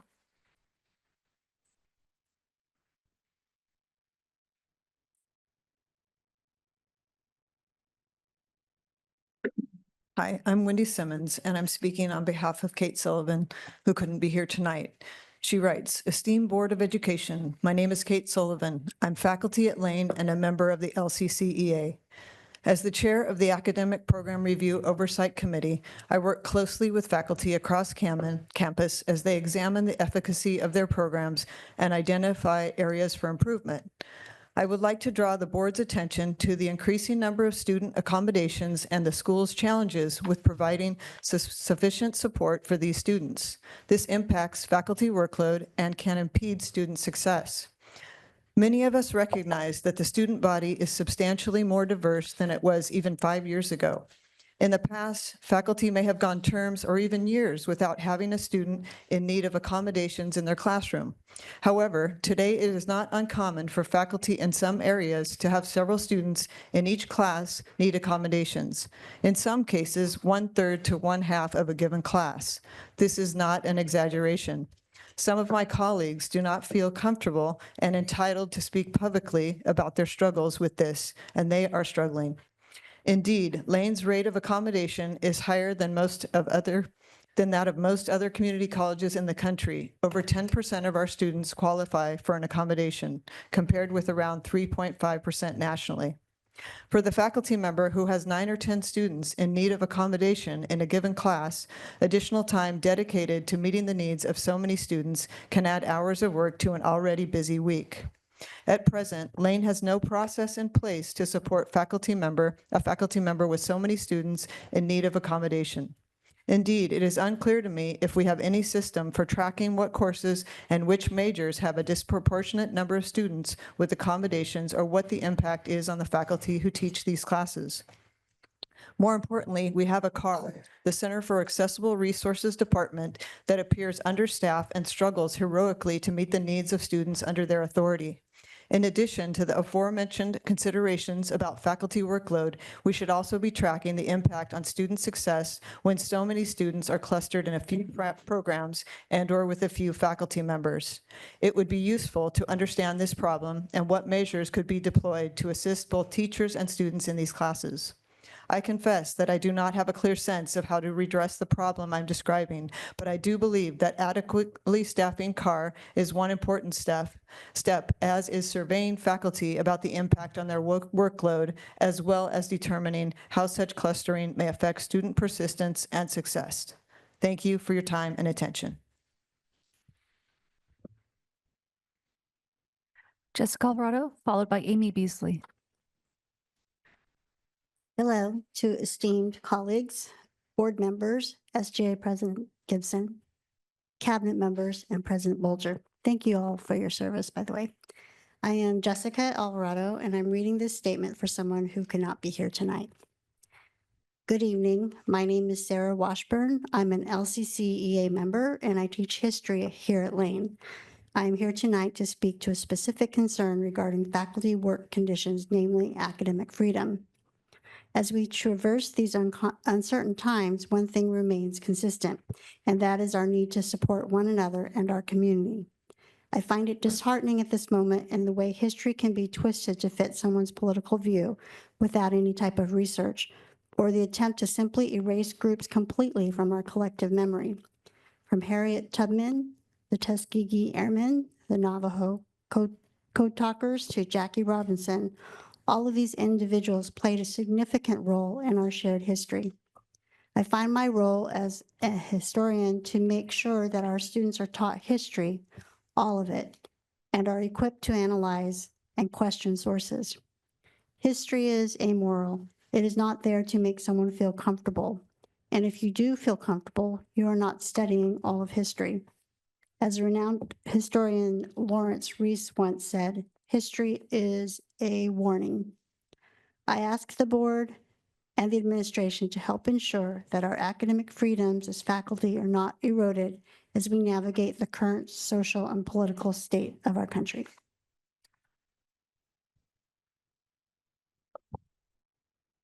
Amy Beasley, followed by David Eigel and Eric Kim.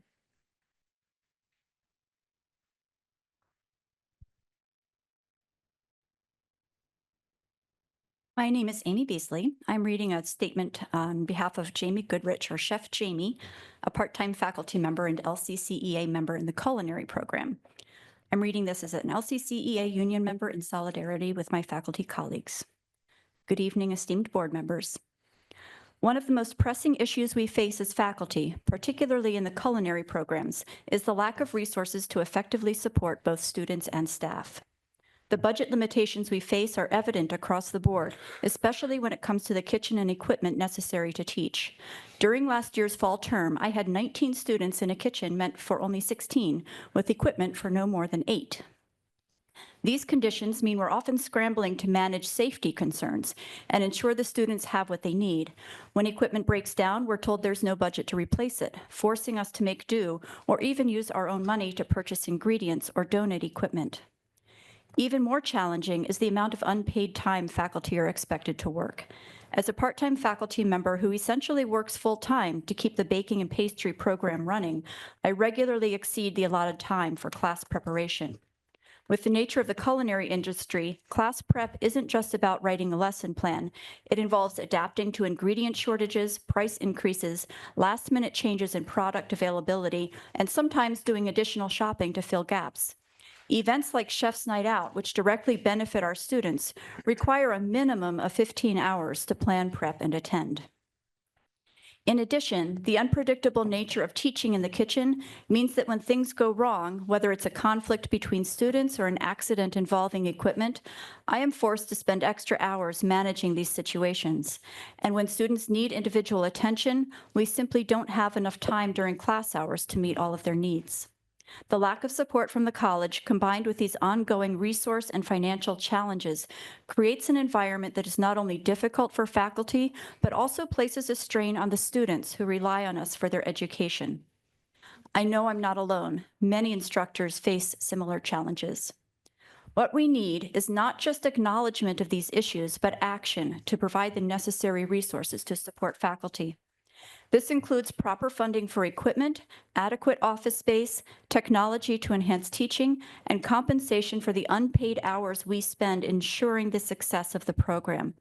Allowing part-time faculty to count in-service hours towards class preparation would help acknowledge the time and effort we already dedicate beyond what's officially recognized and ensure better support for the quality of instruction we provide. Without these, it will be impossible to continue the level of excellence we've strived for in our programs, and we risk burnout and losing talented faculty who are committed to their students and their craft. Thank you.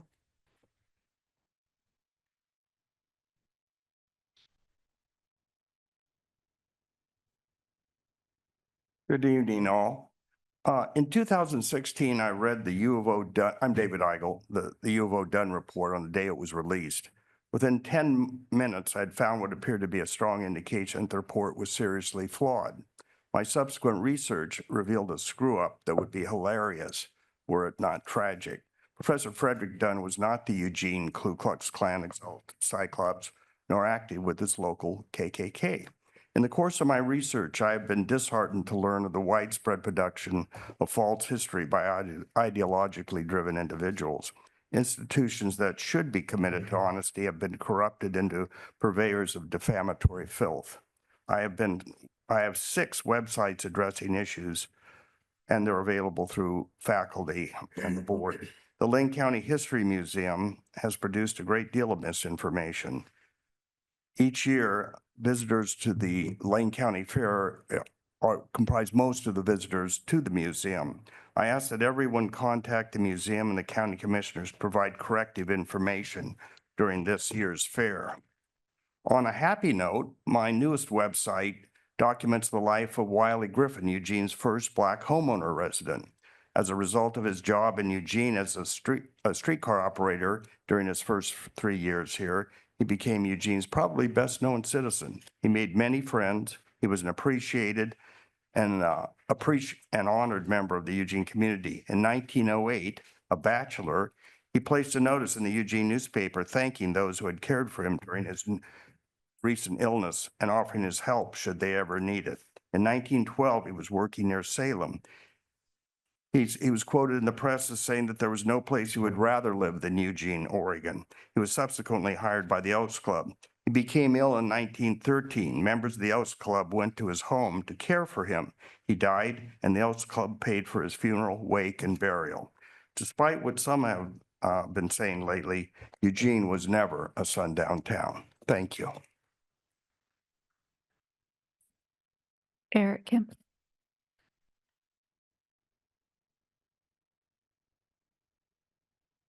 Good evening, Lane Community College Board of Education, Dr. Bolger, SGA President Gibson. My name's Eric Kim. I teach psychology in the social science division. I'm here to talk about thinking creatively. Answer the following. What do you want to be when you grow up? Your partner or friend asks you, how do you like your coffee? What's more important, the journey or the destination? A good education helps you think differently about the world around you. Seeing the world differently is good for your personal life to be more compassionate towards others, or your potential career by solving problems with new options that aren't presented before you. A broad education, feeling free to explore ideas, and having the skills to evaluate different ideas and points of view, I think, helps people solve problems creatively. Seeing the world different can be both liberating and frightening. The exploration of different ideas can lead us to change our beliefs. We may avoid this exploration because it can make us uncomfortable, afraid, or anxious, and rejected from our social group. Having the tolerance of ambiguity and a supportive community that encourages the exploration of different ideas or points of view can make you feel comfortable learning different ideas. Learning about the variety of humanity can help us feel more comfortable with our own individual difference by finding something that resonates with us. Seeing the world differently can help us see options that aren't obvious or the ones presented before us. For example, from The Princess Bride, you may be challenged to a battle of the wits. For the princess, to the death, don't accept. The Man in Black created a third option to ensure that he would win. Returning to the earlier questions, there are good options that aren't obvious. What do you want to be when you grow up? Happy. Your partner or friends asks you, how do you like your coffee? With you. What's more important, the journey or the destination? The company. I encourage everyone to develop critical thinking skills and explore different ideas, topics, experiences, cultures, languages, and support those who do. It might be a little uncomfortable, but it is good for the mind. It is good for the community. Thank you for your time.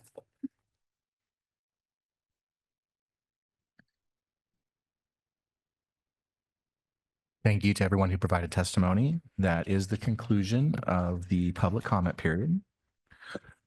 We will be moving on to the report section of the board agenda. The first report is the president's report. Good evening, everyone. A copy of my report is in the board packet, and I just want to highlight a few points that I share in the president's report. First, we had our spring conference last Friday, and it was quite well attended. We had an international speaker. His name is Steve Brown. He's from the Portland area, and he spoke to us a lot about generative AI and the impact of artificial intelligence on our work. We had a really informational session with Steve Brown and great engagement. He also frightened us a little bit, but I think that it all ended quite well. And secondly, I announced that we were going to annual registration. And this is something that we have shared with the board before, but it really came to reality on May 5th, this week. We still always have a focus on serving students. And so we could not be more excited about starting this annual registration. And then I will also highlight our interest in moving forward and advancing workforce and talent development. It's something that also we talked to the board quite a lot about. And we highlighted recently at a community summit on childcare hosted by the Eugene Chamber. We highlighted the Early Child Care Business Accelerator and also the Lane Early Learning Registered Apprenticeship Program. These are two innovations in our community that we've been part of through the Quality Care Connections and the Small Business Development Center, and also the Eugene Chamber. We could not be more proud with these innovations and how we are helping to solve the critical problem of childcare in our community. And then finally, I'll just mention that I always enjoy talking to the students, and so I am inspired by them. And I have a President's Student Leadership Circle, but I have informal engagement and also more formal engagement meetings with SGA president, and I always really enjoy them. And so that is my report, if there are no questions. Thank you, President Bolger. Just to express my appreciation for the launch of the new year-round enrollment. I think that's a major hurdle, or maybe not a hurdle, but a major milestone in a project we've been working on for a long time. So just very appreciative of that work. It could be a hurdle, actually. Don't ask everyone in this room, but we are super excited about it. Thank you, President Bolger.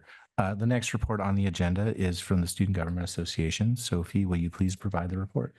Yes, we have had a busy time, and as always, it seems like May, like right before summers, always gets really busy. So we had a successful basketball tournament. Our Senator Aman Nurmun Hanbatoff did that, and we had lots of students. They won prizes. They came and played basketball against each other. It was like a, what do you call that when it's like, yeah, like a tournament, but it was, you know what I'm talking about? Bracket. Thank you. That was the word. So that went really well. BSU, we funded a dance for BSU in the center building. It was kind of just called the Sneaker Ball. It was to promote like Black excellence and other like culture and whatnot in their community. And then I spoke at the Ways and Means Committee on the Senate Bill 5525, supporting the community college fund. So we're just, you know, always asking for more money. We can never have enough, right? We'll also be having a cabinet meeting with our identity unions, kind of trying to introduce a new software that we have called Engage, which is just a place for these identity unions, clubs, any part of the campus to kind of reach out to students, post things, and just engage, as well as the student activity fee changes that will be coming up this coming year. Also, another exciting thing will be Spring Festival on May 21st. We're going to be pairing with Council of Clubs as well as the college to bring like a kid-friendly event. There'll be Navigate will be there. They'll be doing a bingo on how to use Navigate 360, as well as the college will be doing registration break, which is going to be getting students registered for fall term. So that's really exciting. And we've also been trying to support Data to Action, which is a grant that's being led by students.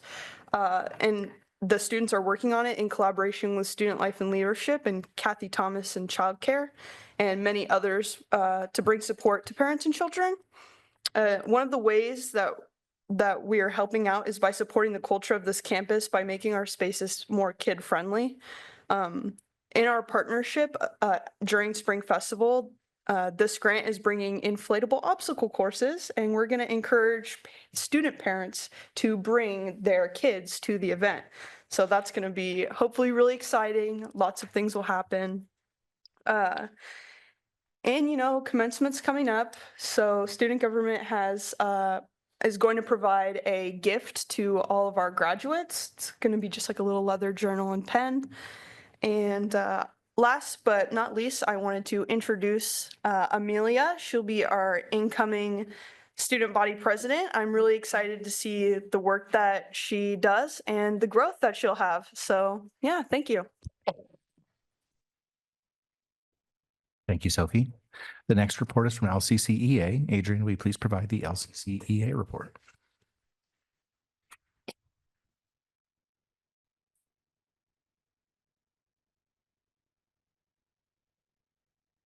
Evening, Sophie, President Bulger, members of the board. I'm going to report on a few topics tonight. The first one is a follow-up regarding campus climate and BIPOC faculty retention. I reported last month about a full-time faculty member from a historically oppressed racial and ethnic group who resigned suddenly from LCC. And we remain deeply concerned about full-time faculty choosing to separate from LCC. And there has been a significant increase over the past 3 years. We've had 6 faculty who identify as people of color or racial or ethnic minorities separate for similar reasons based on their experiences on campus, and at least 2 who chose to separate explicitly cited retaliation from upper administration that they had personally experienced as the primary factor in their decision to leave LCC. We remain concerned about this, and we have asked for you to take action. So we're here to ask again for any information you can provide about actions that you're taking. A few other topics I'm going to address, some updated data. We've presented a lot of data regarding faculty salaries, in particular part-time faculty salaries. I'll provide a little bit more information about full-time faculty salaries today. This is also included in your board docs in the report that's posted online. But we have some data comparing LCC full-time faculty salaries to the living wage for the Eugene Springfield area as determined by MIT. And you'll see that for a family of 1, all of the salaries do meet the minimum living wage set by MIT, but for any size family larger than 1, the majority of the salaries do not meet the living wage. So for example, for a family of 2, the bottom 11 steps on the salary schedule do not meet the threshold for a living wage in the Eugene Springfield area, while only the top 4 do. And then for any size family that's larger than that, none of the full-time faculty salaries meet the MIT living wage. I'll share a few updates on some of the legislative advocacy that LCCA faculty members have been engaged in. In early April, we participated in a higher ed lobby day and spent the day in Salem with higher ed advocates in order to ask for funding for student basic needs, for the basic needs package, as well as for funding for the Oregon Opportunity Grant, pay parity for part-time faculty, as well as community college funding and transparency for university budgets. In addition, several faculty members have continued to engage in providing testimony to the legislature on a number of key priority bills for community colleges. And on April 22nd, I testified to the Joint Ways and Means Education Subcommittee to support all of those same priorities that I mentioned before, especially with regard to our Community College Support Fund and asking for the $920 million that we all need for all of our colleges. In addition, LCCEA hosted 2 National Days of Action in the past month. One was on April 17th and one was on May 1st. We highlighted the critical role of higher ed for the public good. Many students and campus and community members participated in our actions, and we were part of a national network of more than 175 campuses who participated. One of the actions that we did was to send letters to all Lane County legislators and members of the Joint Ways and Means Committee in Oregon, because this is, of course, a critical time as they develop the budget for the next biennium. And I'm very excited to report that we have sent a total of 1,188 letters through these 2 events. So that was very exciting. As reported earlier by Jennifer Fry, we did participate in a successful 2-day mediation with the administration to resolve the certification and minimum qualification issues that have been impacting the faculty in ABSE and ESL. That 2-day mediation ended at midnight with an agreement and a joint statement, and we're very appreciative that that is finally resolved. Also, during the past month, we've sent 6 delegates from LCCEA to spend the weekend in Portland voting on the priorities to help guide the Oregon Education Association for the next year. And our very own Wendy Simmons, who is here, won a Presidential Citation Award at the event. So we're very excited about that. And we were so proud to elect the next president of the Oregon Education Association, Enrique Carrera, who is the first from a community college in more than 2 decades. So we're very excited about that, having a community college leader at the head of OEA. And last but not least, we celebrated 50 years of member organizing power at the LCCEA anniversary party in April as well. And we had a lot of fun with special guests, dinner, cake, a photo booth, and of course, disco balls and dancing. Thanks. Thank you. The final report is from LCCEF. Ryan, will you please provide the LCCEF report? Thank you. Thank you, President Bolger, members of the board, President Gibson. Just a couple things.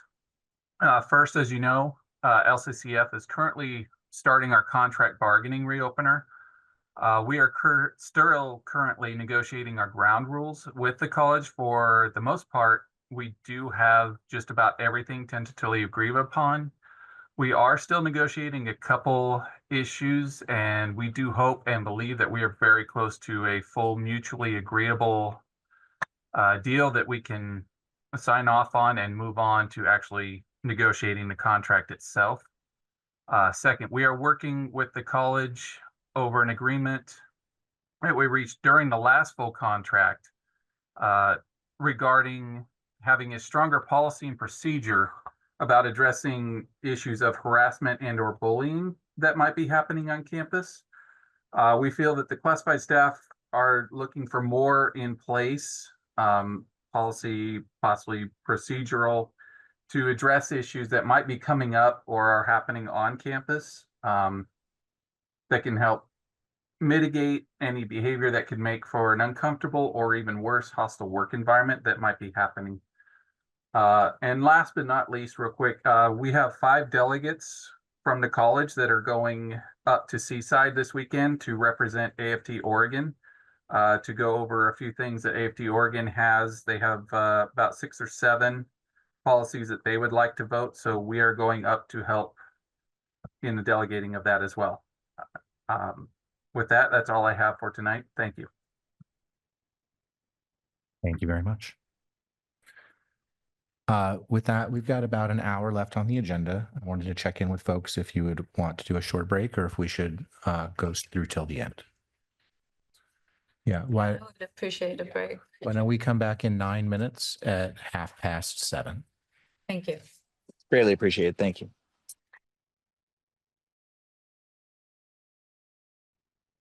Okay, we're back in our regularly scheduled Wednesday, May 7th, Lane Community College Board of Education meeting.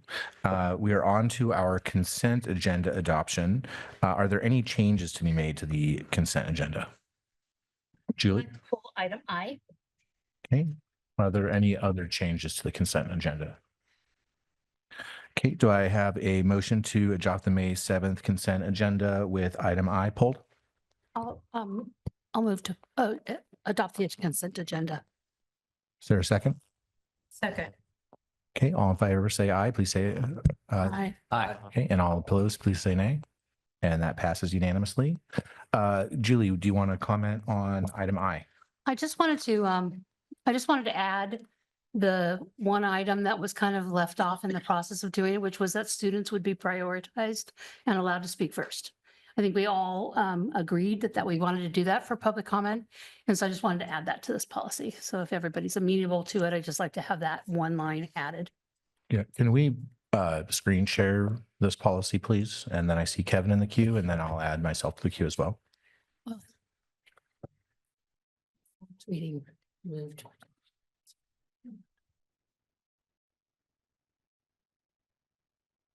Can you start working on a sentence to add that would do that?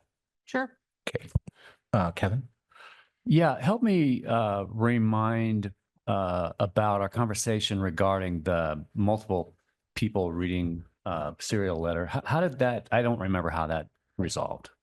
My understanding is that we ended up dropping out that due to potential concerns about freedom of speech issues.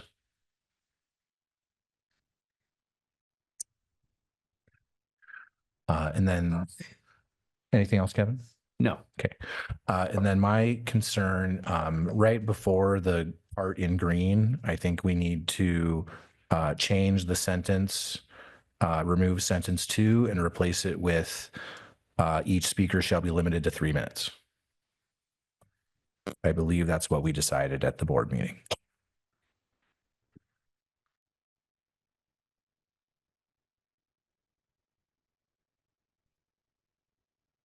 I remember that as well.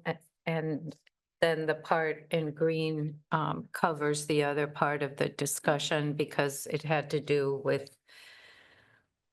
how many people and the amount of time that might be needed.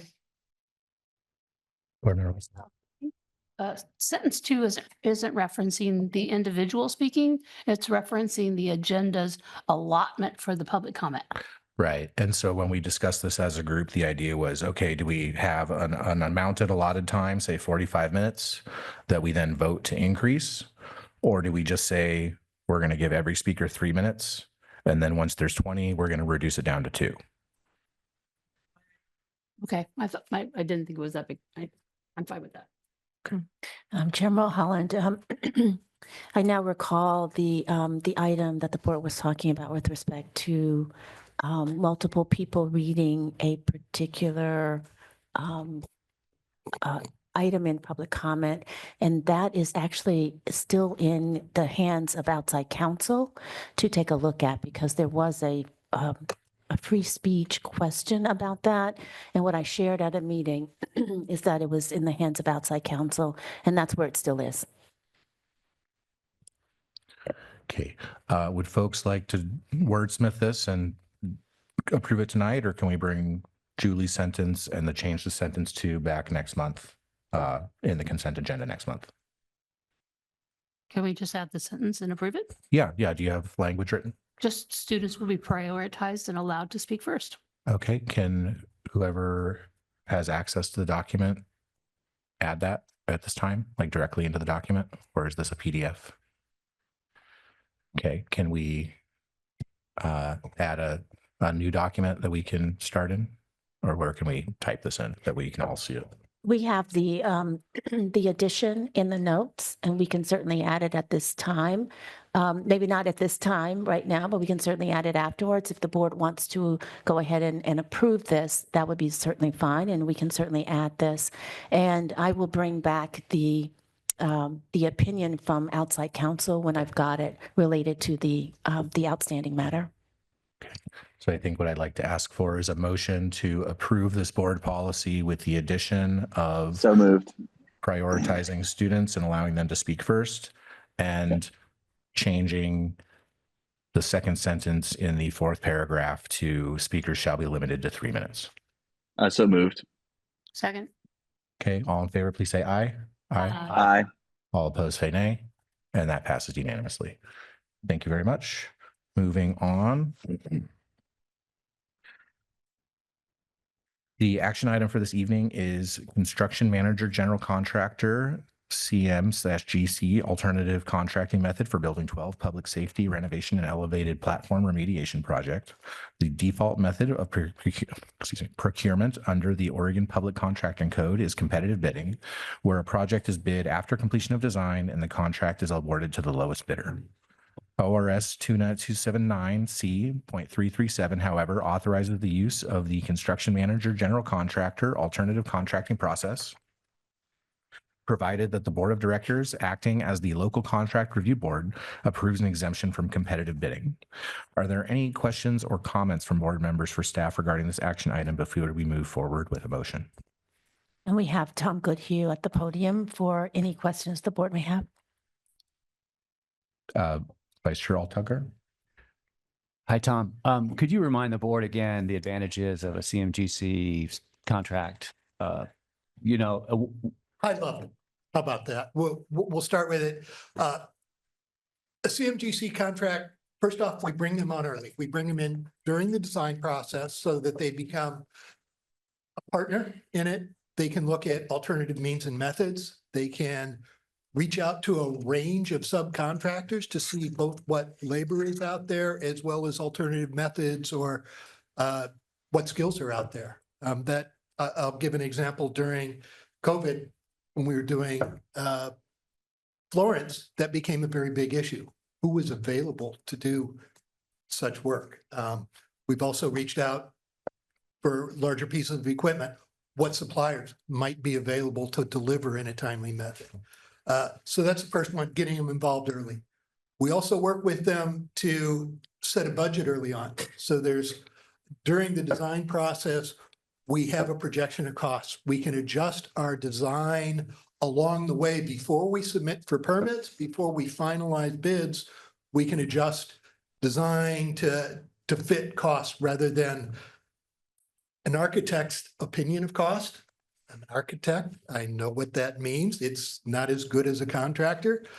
We could hire somebody else, but again, it's a third party that may or may not have the depth of understanding of the complexity of the project. So they're kind of guessing at things. Once we get into the construction project, because of the nature of CMGC, we include various allowances and contingency items within the contract so that we can work within that to adjust when we run into abatement issues, as one is likely to do with an old building like this. We can build something in and work on that. Whereas if it were in a bid project, we might be able to do an allowance in there, but odds are we would be continually coming back to the board to approve contract additions that are greater than $200,000. On a $2 million project, that's only, 10%. We have much larger contracts than that. The other thing that is during the billing process, they have to substantiate all their costs. So they have to submit all of those costs, whereas if we do a bid process, they give us a number, they bill us on a % complete.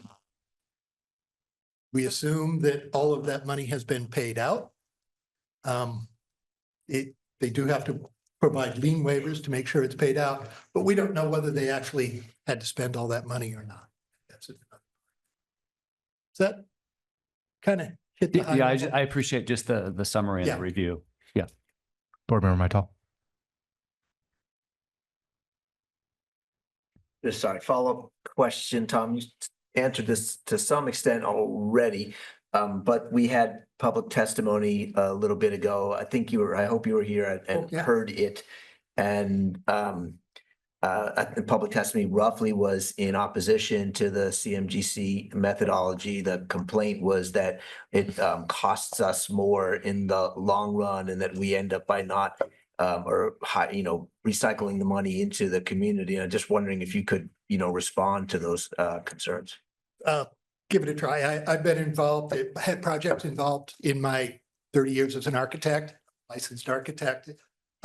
Studies that I've seen, very few prove out. There is a lower initial contract price, but due to change orders that typically happen along the way, as well as it tends to defer costs back to the owner because there's other management costs. Part of hiring a CMGC is to hire their management and scheduling expertise.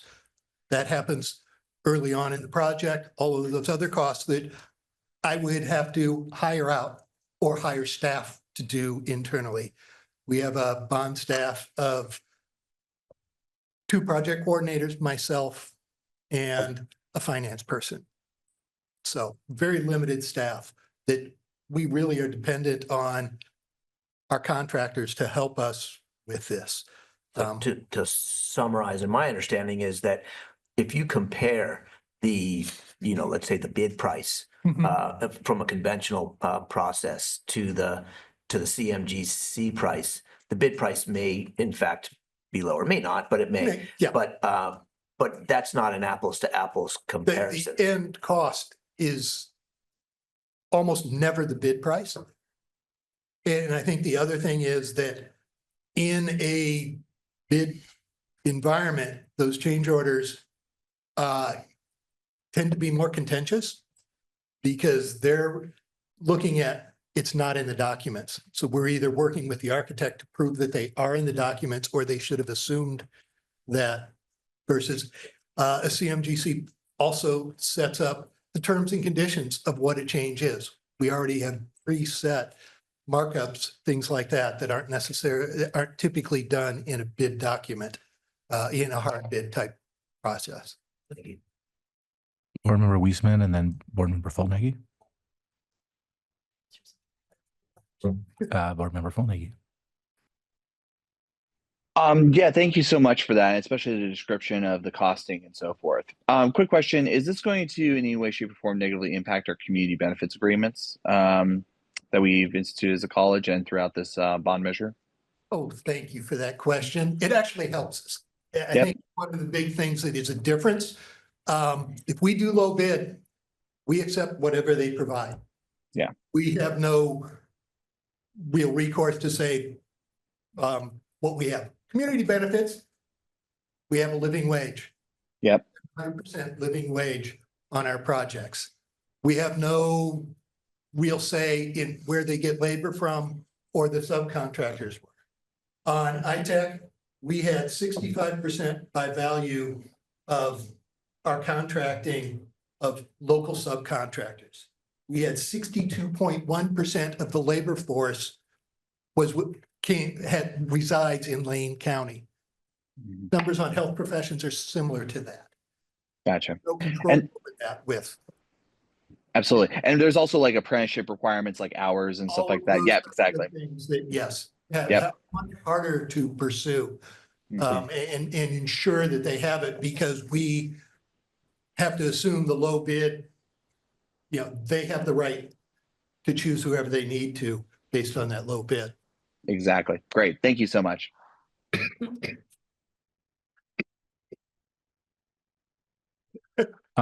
Anybody else for a first round before we move to Kevin for a second round? Why don't we go to Kevin? We can come back to anyone for a first round if we need to. I'll be quick. In your selection process of a CMGC company, is there anything that would exclude a local company like a Chambers or a Highland or a? Nothing particular. Chambers and Highland have both made submittals to us in the past. Mr. Valencia showed up at a pre-conference for this project earlier. He actually walked out of the meeting during it, but certainly is available. There's nothing to state that he can't submit, try to show that he can meet the services that we're requesting. Thank you. Board Member Weisman. Two of my questions got answered, so thank you. Do we have someone already chosen in this No. process? Okay, so this is, Just to give you, we have a RFP out currently. Those are due on Friday, assuming that you approve the exemption. Those will be due. We will then go through, review any proposals that have come in and choose based on a score sheet that's included with the RFP that talks about what we're looking for. so I have to assume then if we're not in the low to high bid process, that some of the criteria that you're going to choose is whether or not they can actually complete the project that we've hired them for. And so they have a history of that. So is that how your scoring is what their ability to actually perform and stay within budget? Yeah, that is a part of it. Higher local? Can they do that? There is a cost component based on their fees, their overhead fees. It is one component of it. they provide us what staff they're proposing, what their experience is, so that I know I'm hiring somebody that understands construction of a particular type, whether it's, in this case, whether it's demolition or public safety, police type things. These have very specialty requirements that not everybody has experience with. Even a contractor may have that in the corporate environment, but do the staff have those that they're assigning to it, have that specific experience? How many different ones have we had over the time through the bond projects? How many different one of these? This will be fourth project hired as a CMGC that we've looked at. We've done some more smaller projects have done by hard bid, but they've been more contained in scope, such as paving projects. Pretty straightforward to do that. Different people? Different people. Lewis Construction has done Florence as well as ITech. Actually, this will be the fifth because Health Professions and Building 16 are Fortis. We had multiple other contractors bid on all of them, including Highland Construction, which was one of them, as well as Chambers Constructions have submitted on past CMGC. Great. Thank you so much. Okay, anyone else? Do we need a motion? Seeing none, I'll ask for the motion. I'd like to make a motion to do whatever I'm supposed to say here. To approve I second that. Do we have the specific motion language, Andy, by chance? I guess to approve the exemption Yep. for the CMGC. Yeah. Okay, seconded by Austin Fullnagy. Can I, all in favor, please say aye? Aye. And all opposed, please say nay. And passes unanimously. Thank you very much, Board. Appreciate your time. Thank you. We will now be moving on to discussion items. The first item on the agenda is a quarterly financial update. President Bolger, will you please introduce the speaker? Yes, we have a quarterly financial update for the third quarter, and Vice President Flath will present this topic. I think she's got a slide deck. Yes, please. Thank you. Thanks, Shane. Thanks for having me here. I'm here to give you the third quarter forecast update. As a reminder, this will get us through the end of March, so March 31st of this year. We still have one more quarter remaining. So this will just give you, again, third quarter. So what we're going to discuss this time is give you an update, reminder of what the second quarter forecast looked like, what third quarter looks like, the difference between the two, and then an updated 5-year forecast and preview that as far as what general fund ending fund balances look. And then we need to just have a discussion about what the future budget strategies might be given this financial picture. So recap from the March second quarter update. Reminder, one thing that I'm really trying to help hone in on is maintaining, sustaining an in-year budget picture, being, like Jonathan says, the state likes to call it resources and requirements, but if you say your revenues and your expenditures balancing out to zero throughout the year, that will at least help you maintain the ending fund balance, what it was year before, so on and so forth. So second quarter update, we were looking at 1.4 million as a negative within the same year. So overspending our carry forward by 1.4 million. Then looking at that with the beginning fund balance plus that deficit brought us to 7.8 million, and that's 7.7% ending fund balance. So that was the second quarter. We moved down to the third quarter.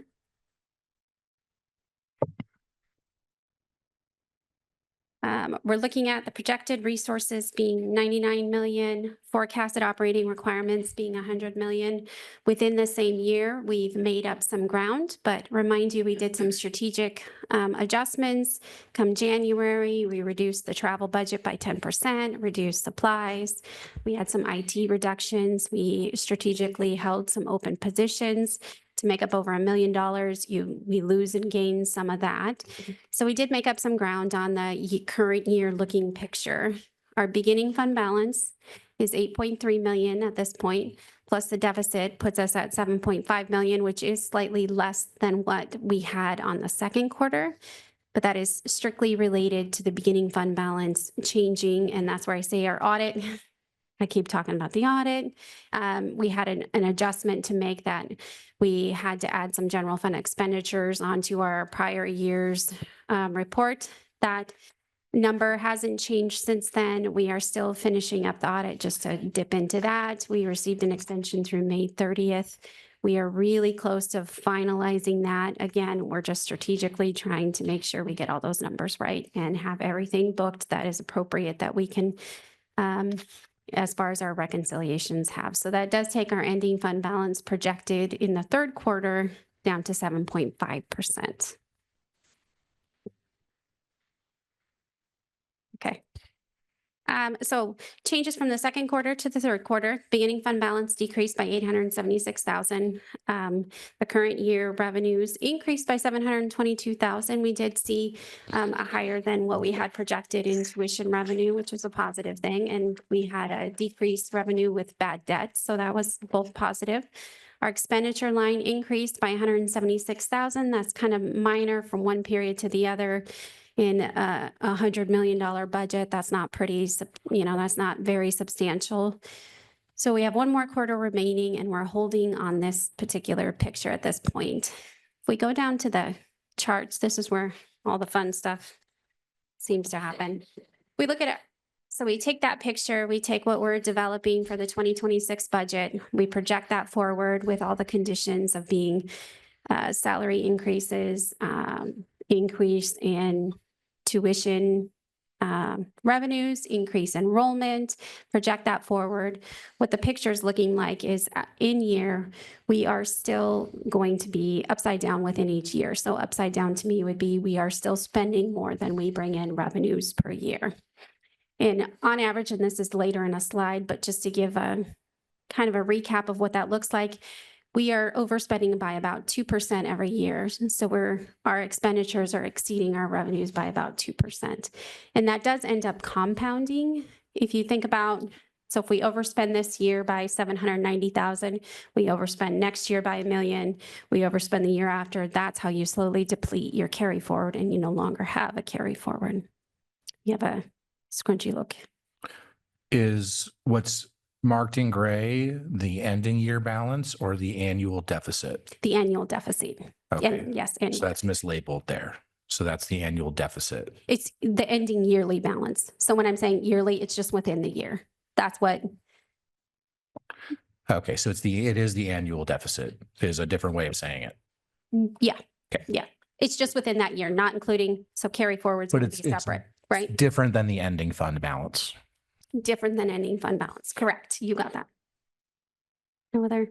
No. It was same question. 'Cause Oh, okay. Yeah, I like Zach. I agree that The wording. well, yeah, and it's very, we've been trained to look at that gray to think that that's our, the 10% Yeah. reserve that we're trying to maintain. And it looks like it goes negative in FY 26, but just to be clear, it doesn't, Yeah. So we're annual balance would. The Okay. next one shows the ending Yep. fund balance. Gotcha. Yep. Next one shows the ending fund balance. So you take that picture, roll that forward, and that's what this looks like. And we're comparing it in the orange is the 10% with the board policy 10%. And then the green will be what, based on that 5-year picture, what our projected ending fund balance looks like. So what you can see that's most concerning is we go from 5.7 to 2.1, and then we start dipping into the negative, which is 2.6 and 10.3 million.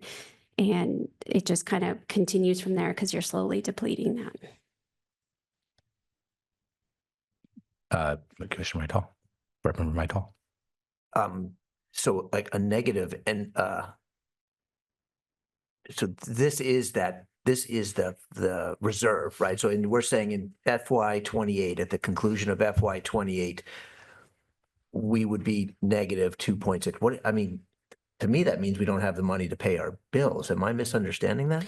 No, you don't, but then there is no money to pay bills and you are upside down. And so this picture is, it's twofold. One, it gives us an opportunity to project forward. If we continue doing what we're doing at the rate we're doing it, like we're doing it, this is what our picture is. Right, we can correct Yeah. it. I get that. Yeah. This isn't written in stone. This is, as you say, just on the current path. We have, therefore we need to change our path. But that means that on the current path, et cetera, we would get to the end of the year without the ability, with, unless, assuming we didn't take a loan or whatever, without the ability to meet our payroll. Yeah, you would essentially not just have a cash flow issue by then, but you could not make and Oregon budget law would not allow this picture. This would be a problem. We would have to figure out something pretty substantially by then. Does that make sense? Okay. Last one.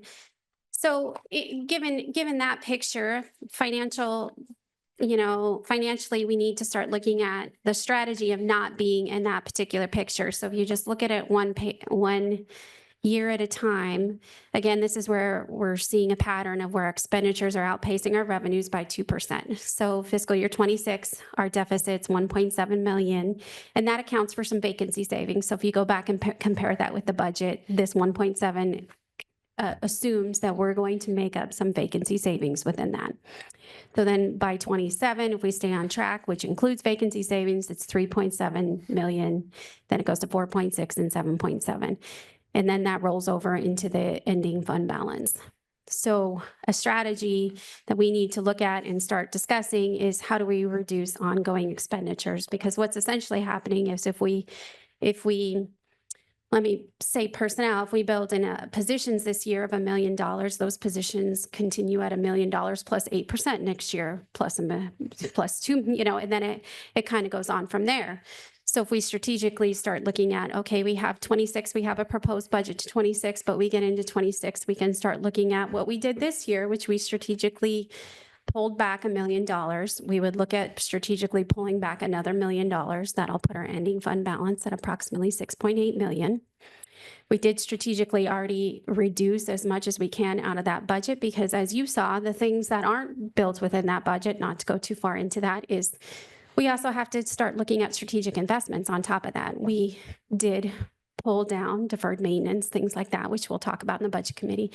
But those are things we have to continue to discuss and try to build back. So in addition to that, we should look at about 3.2 million. If we stay on track where we are, we have lots of opportunity to keep reviewing the numbers, but 27, if we reduce back by 3.2 million, that doesn't continue to deplete the resources year after year.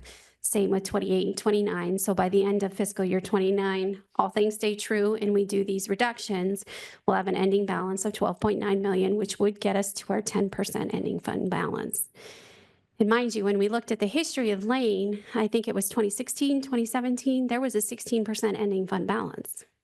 So the college has done this in the past. It's just strategically lining back to being financially sustainable in future years and maintaining that 10% ending fund balance. Because even at the 8% ending fund balance we have 1.3 months of payroll. And that's the most concerning, is continuing to fund our payroll costs without depleting all of our resources. Oh, sorry. Two questions. I think the first one's for you, Shelley. So in the budget committee meeting earlier, right, you, I think, mentioned that there's, I forget the number, 15 positions or something like that out there that we're trying to fill before the start of the, I presume, before the start of the next school year. So I'm not just asking you to kind of reconcile that with this budget picture. Help us understand how those two things work together. I can, to a certain degree.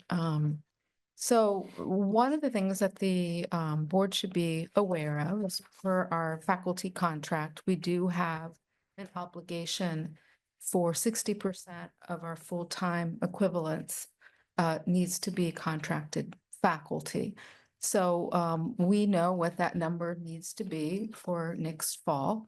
And typically what we'll have to do is in order to meet that that threshold, we typically plan to be a little above that floor so that we can make sure that we're in compliance with our contract.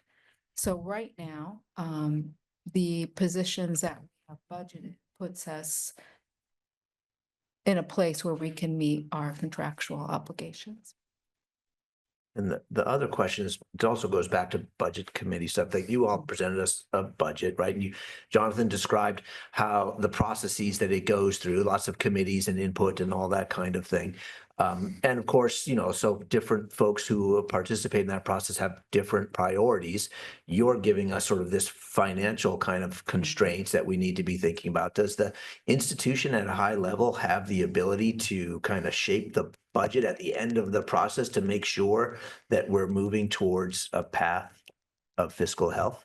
Or is the process beyond your ability to manage that and gets left at the board's, discretion to figure out? There certainly is an ability to operationally, under the direction of the president, work through these and internally come to conclusions. And President Bolger, feel free to step in. At some point there may be some board action that's required. There's a certain level that internally we can do reviews and have discussions, and through attrition have those conversations. There's a lot of opportunity within that to keep having these discussions. Sorry, I think the thing I meant was that when you all present a budget to us, I'm operating under the assumption that, it's been through all the reviews and lots of folks have had a chance to weigh in, but ultimately it lands on the president's desks with advice from you, Kara. And I'm assuming that you're all looking at this sort of longer term vision and presenting us something that you feel like moves us in this direction. Is that a fair assumption, or is that not a fair assumption? Yeah, I'll jump in. That is a fair assumption. So one of the board policies requires us to give the board a 3-year plan, essentially about how we're going to get to the 10% ending fund balance. And so that's what you see in front of you. It's not a full plan. There's some numbers by year, but we can get ourselves to fiscal year 26 as the numbers are stated here. We can get ourselves, and we've got the commitment to reduce the budget by $2.7 million. That's what you see reflected in the FY26 budget. It says already strategically reduced by $2.7 million. We started that process actually this year, as Kara has mentioned. We started that. We take a look at really minimal impacts to the institution in a lot of ways, to people, to our programs and our services. What you see in the out years, FY27 to 29, is really where we need board action and support here, because the numbers are so large. So you've got, for the next 3 years after next year, you've got reductions. And this is something that when I talk to my colleagues around the state, this is what they've been doing. If we can share some of that information as well, is when they get themselves in this kind of position, they're reducing what we would call modestly. Any number is a large number, but they're doing it in multiple years as opposed to all at once. I hope that answers your question. Can you explain this a bit more? I'm having trouble following exactly what is being described here related to like what we just saw in the previous slides. So if we could go back, I think 2 slides to the annual deficits. So 1.8, 3.7, 4.6, 7.7. Can we drop back down to that other slide then? It's actually on the top of that slide. Okay, so that's where the 1.7, 3.7, 4.6, 7.7 comes from? Yep. Okay. And then reduce ongoing expenditures. So FY26, if we reduced it $1 million, that would mean we would have a deficit of 700,000 instead, or we would have okay. Yep. And then what happens? So in your $3.7 million number, and when I say we have to reduce ongoing expenditures, we're reducing $1 million from our expenditure line in 27 when we cut it out at 26. So that 3.7 drops down to 2.7 just because we already cut $1 million. That's supposed to be ongoing. And then if you cut 3.2, gives you a slight positive balance. follow the next year, they compound year to year. And that's the important part that gets confusing. Okay, so- Does that make sense? So we, in FY '26, we cut $1 million, FY '27, we cut 3.2, so we've cut 4.2 million Yes. from FY '27. Yes. Which is why instead of a deficit of 3.7, we have a positive of 500,000. Yes. Thank you. Yeah. So, okay. And do we have any idea where we're going to cut $1 million, 3.2, 3.23? I mean, that's $10 million of expenditure cuts. Do we have any idea where that's going to come from? No, we don't. What I'd be looking for is for the board to say, this is the plan the board wants to adopt, and then we will go and we will do that work. To be clear, it's a staged process. You're saying without any additional revenue, it looks like this, right? So you would be coming back to us, frequently to say, well, perhaps the revenue picture has changed. We're getting more from the state than we thought, or more students are enrolling. And so perhaps the cuts are not as severe as they might look right now. This is as it looks today. We'll get subsequent snapshots as we move forward in time. We're committed to that. We'll continue the snapshots that you get every single quarter. And as you can see, even for this quarter, then we made some adjustments. And so this is, having a plan, taking a look at the future. Our responsibility is to plan for the future, and we will certainly keep the board informed every step of the way. So what you're asking from us is to to support the policy that says we need to restore our ending fund balance to whatever it is, some 10% of the annual operating, and then you'll make the adjustments necessary to move that direction. Yes, we are asking for that, and we will keep the board informed every step of the way. We're certainly hoping that there's some windfall in our future. We're certainly hoping that, and that can mitigate some of these projections that we're suggesting. Let's take us to the last two slides, or did you have a question? I just Haley? had a question, just to make sure I got it in my head too. So FY '26, is this going to be reflected in the budget that we just got and that proposal for it? No, the $1 million will be after the budget. We have to be able to have an opportunity as a cabinet to sit down and look at strategically like we did this year. So we went in after the year started and said, okay, here's where we're going to carefully evaluate and see where those adjustments can come in. Okay, I see. So at the budget committee meetings, we're not going to be discussing this. This is pretty much a board decision that we are going to remove 1 million. So is that going to be like the budget's going to be approved at a less than 1 million and the budget committee? I'm trying to get how this logistically is happening. How do we address a $1 million? Yeah. So what we've already done strategically in the 26 budget that we've proposed is we've strategically already reduced 2.7 from what was originally hoped for. We still would like to make that $1 million gap. That is the goal. And we believe we can do that internally with the president's support and the people at this table. We think we have that ability to do that within an operational factor. So we don't need the board to do that. Adopting the budget at a $1 million higher would allow us to maybe put it in contingency. Let's say there's revenue that comes in higher. For some reason, the state comes in higher. That would be great, So it would leave that flexibility. It would just essentially mean we're setting aside $1 million, but we don't know exactly where we're going to take that $1 million just yet. So it gives us time to keep planning that without we don't want to make hasty decisions early on to make that impact because we weren't at that point. The 2.7 was a pretty lofty one already. So we think just more time, and a lot of things might change in the next 3 to 6 months before we get there. Okay, thank you. Have you outlined anywhere where the 2.7 in reductions that have already been done have come from? We do have that summarized. Okay. And we'll make sure we bring it. Mhm. Okay. Yeah, and I think that was in a previous report, wasn't it? It's not it's separately. So it'll be something we'll discuss with the budget committee as we get there in the next presentations.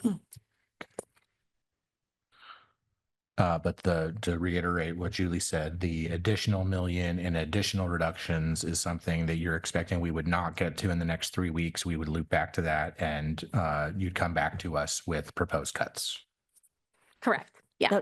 That's Tip really cuts more that are of an- internal. Yeah. That's right. It's more of an operational matter that we would do. The board would say, yes, please go ahead and start to do that, and we will do that. The cabinet is very much involved in that. Okay, but you'll bring those cuts and we'll get to see them before they're implemented. Well, it's really an operational matter to do that. We, just like we have through the year, we talked about some reductions, I would call them, that we made during this year. Kara can certainly summarize, and that's how we present that information to the board. Generally, I always have conversations with board members individually and also collectively here in the public board meeting. That's how usually that's done. Okay, well, if there's going to be significant changes to the budget, I think we should probably discuss those as a board, but I think I don't want to belabor that point. I see, did you want to go? Yeah. Okay, Unless there's. I think you're up next. You mentioned that, I think you said 2016 was a healthy ending fund balance and everything. Is it at all useful to take a look at a comparative of what factors were in play when things were? I mean, we know, of course, prices have gone up, and I mean, there's a lot of things we can say, but sometimes a comparative look puts a spotlight, so to say. We might notice, wow, we used to have this program and it made X amount of revenue, or we used to do this and it lost, but now we fixed that. I don't know. Is that useful in any way? It is, and it's part of one conversation we've had. So when you look back to 2016, 2017, 2018, Lane had 12% of the state allocation then. There was, within a year, the state money dropped about $10 million. Now, I do think there was a possible reduction in state funding that year, but we also dropped down from 12 to 10 to 8%, and 8 is where we've stayed. Now, when you look at the revenues versus the expenditures were never tapered down. So the ending fund balance started to get depleted, but that's when COVID hit. So then COVID gave the college in general fund $18 million. Now, without the $18 million COVID money, we would be completely upside down. So now we're at the point where there's no other windfall for us to receive. So we are at the point where we now have to, what I'll say, right size our budget to what we bring in revenue. So there's nothing that, other than the state money, was much more substantial. I would venture to say that we're kind of in the flip side. We had a windfall for the COVID experience, however we want to call it. And now we probably will have some fairly severe cuts because of the economic conditions that we all see happening. So, and very unpredictable, right? Just in the same ways that COVID was. So clearly, plan A, plan B, plan C, I mean, it's going to take some really, cooperative thinking out of the box to get through what is obviously unknown, very much unknown. Board Member Vital? Yeah, I think, Denise is kind of, what she's pointing out actually might suggest a rationale for increasing our reserve, right? That there's more unknowns, more variation, less confidence that, federal and even state money would be there going forward, and that we would have to rely on our own resources that much more and our own reserves that much more for some period of time. And so we didn't always have a 10% reserve, right? We had, at some point it was, well, we didn't have one at all. And then, in the early years, I'm sure. And then somebody decided, hey, it's a good idea to have a 5% reserve. And then at some point we increased it to 10. And I'm not suggesting right here and now that it's time to increase it to some higher number than that. But based on sort of the uncertainties out there, my guess is lots of institutions are having exactly that conversation, and we probably should as well. I could, Board Member Mattel, I believe it was at 16%. Isn't that what you said earlier? Yes, at one point in the college's history, it was very high. It was about 16%, probably for some of this very reason. We were in a similar kind of environment. Or it was also when our enrollment had peaked, was in 2014. We had, 2.5 times as many students. So I would expect it was a lot easier to have surpluses when you're, breaking at the seams than it is when we're rebuilding from a place of, low enrollment after COVID. So it is it's a very hard situation to rebuild. And I think I've asked this before, so I think I know the answer. Oregon law does not, I'll ask it as a question. Does Oregon law mandate a percentage? No, it does not. Board Member Diamond. It's not like California. Yeah, yeah. Yes, I no, knew it I is had asked not. this before. Yeah. Thank you. Yeah. Well, look forward to many more meetings over the next few weeks, which are with our budget committee, and I hope we can figure out how to pass a balanced budget. Moving on, the next topic for discussion is the board retreat scheduled for July 19th. Materials were provided in board docs, including the 2024-2025 board goals, a list of potential retreat topics, and a sample self-assessment tool for consideration. Can we pull up the list of potential board meeting topics?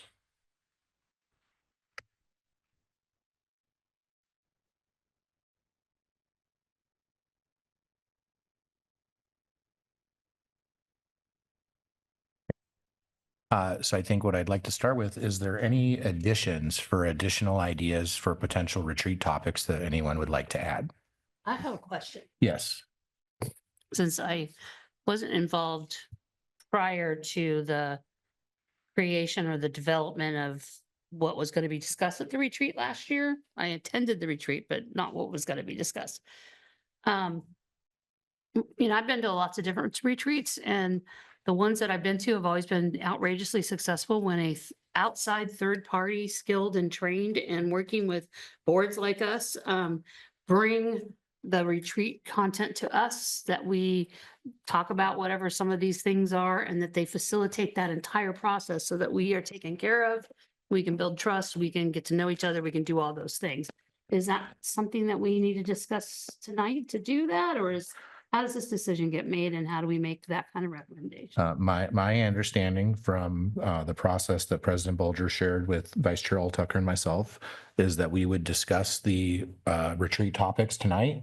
After we arrived at a set of retreat topics, President Bolger would recommend a handful of potential consultants that could run the retreat, and that Vice Chair Alltucker and myself could select a consultant that best fits the retreat topics that we have decided on as a group. And it was an outside consultant that ran 2 different retreats. It's just in the not the last one 2 that I years. attended. Yeah, but we did have exactly that for exactly the reasons you mentioned. Okay, and I didn't have one there when I was there. Yeah, but I'm just sharing with you that we had 2 outside consultants previously. I see. I think I heard Austin's little hand go up before I saw Kevin's hand go up. Oh, you can hear my hand go up? That's great. I'm just kidding. So really quick, these are the topics that we want to discuss, or are we trying to whittle them down and then add some, or sorry, let me repeat that question. Are these the topics already set, and then if we want to add more or replace some, or is this the list of topics, whittle it down? Just some clarification. This was a list of potential topics that President Bolger shared with the board. My thought was the first step would be, is there anything that people want to add? And then once people, as in terms of potential ideas we could consider, and then we would whittle down to however many we think that we can accomplish in a day. Absolutely. Yeah. Yeah, absolutely. And just from previous experience, setting the agendas for one of these, time goes by way too quickly on these. And I would advise to not necessarily add too much more to this, because this is going to be difficult to get through within, if we have a full day, great. I know that weekends are precious and are really important. And I believe this was scheduled for a weekend, right? That is the current hope. Yeah, I believe. Gotcha. Yeah. It's Yeah. scheduled for the So weekend. yeah, I would advise caution to adding more to this, but I really actually appreciate these topics and hope that we can do a full day. I could just add, these are really boilerplate kinds of topics. You'll see that many of them are refreshers, but there's no topic here that really would be for a discussion by the board about what the board might want to discuss. Trends in higher education, trends in community colleges, the federal landscape or any impacts or to community colleges right now, the impact of artificial intelligence on our work. There are many, many topics that could be enrichment topics to help to frame the context for the work that the board does. Vice Chair Tucker. Yeah, I was going to circle back on what Julie mentioned and then what President Bolger just mentioned. So maybe the process moving forward would be something like we ask the president to go forth and find a consultant or two and have conversations with them and say, hey, this is what we're thinking. This is what we would like to accomplish. And have it be a collaborative effort with that consultant, because as Julie pointed out, you know, consultants come with a certain skill set that's kind of, you know, they have a certain set of tools in their toolbox and they're good at it. And if they took a look at a list like we're looking at now, and they could say, oh, yeah, you know, I could do that, or what do you think about this? And I really like what President Bolger just said about this might be an opportunity to look at some national trends that would be helpful for the board to consider moving forward. And I agree with Austin, we shouldn't add anything. I mean, if we were to have 3 total items or topics for a board retreat, I think that would be enough. I'm going to put myself in the queue for a first round. So I think one thing that I would like us to accomplish, I don't know if it necessarily needs to be a specific item, would simply be a welcome for our new board members and a chance to get to know each other a little bit outside of, you know, more formal board processes. And then with regards to, I think it would be good for us to touch base on, you know, a refresher on our board operating agreements. I think it would be good for us to look at last year's board goals and potentially update those. And with regards to the president's goals, my expectation is that we will probably be spend, you know, as we get back from summer break, we will probably spend some amount of time approving an updated set of president's goals. And so I think it would be very valuable to ground our new board members and, you know, share this last year's goals with them, but maybe not spend as much time on that in this particular meeting, because we will likely spend a whole bunch of time on that right when we get back from break, if we follow last year's sort of timeline.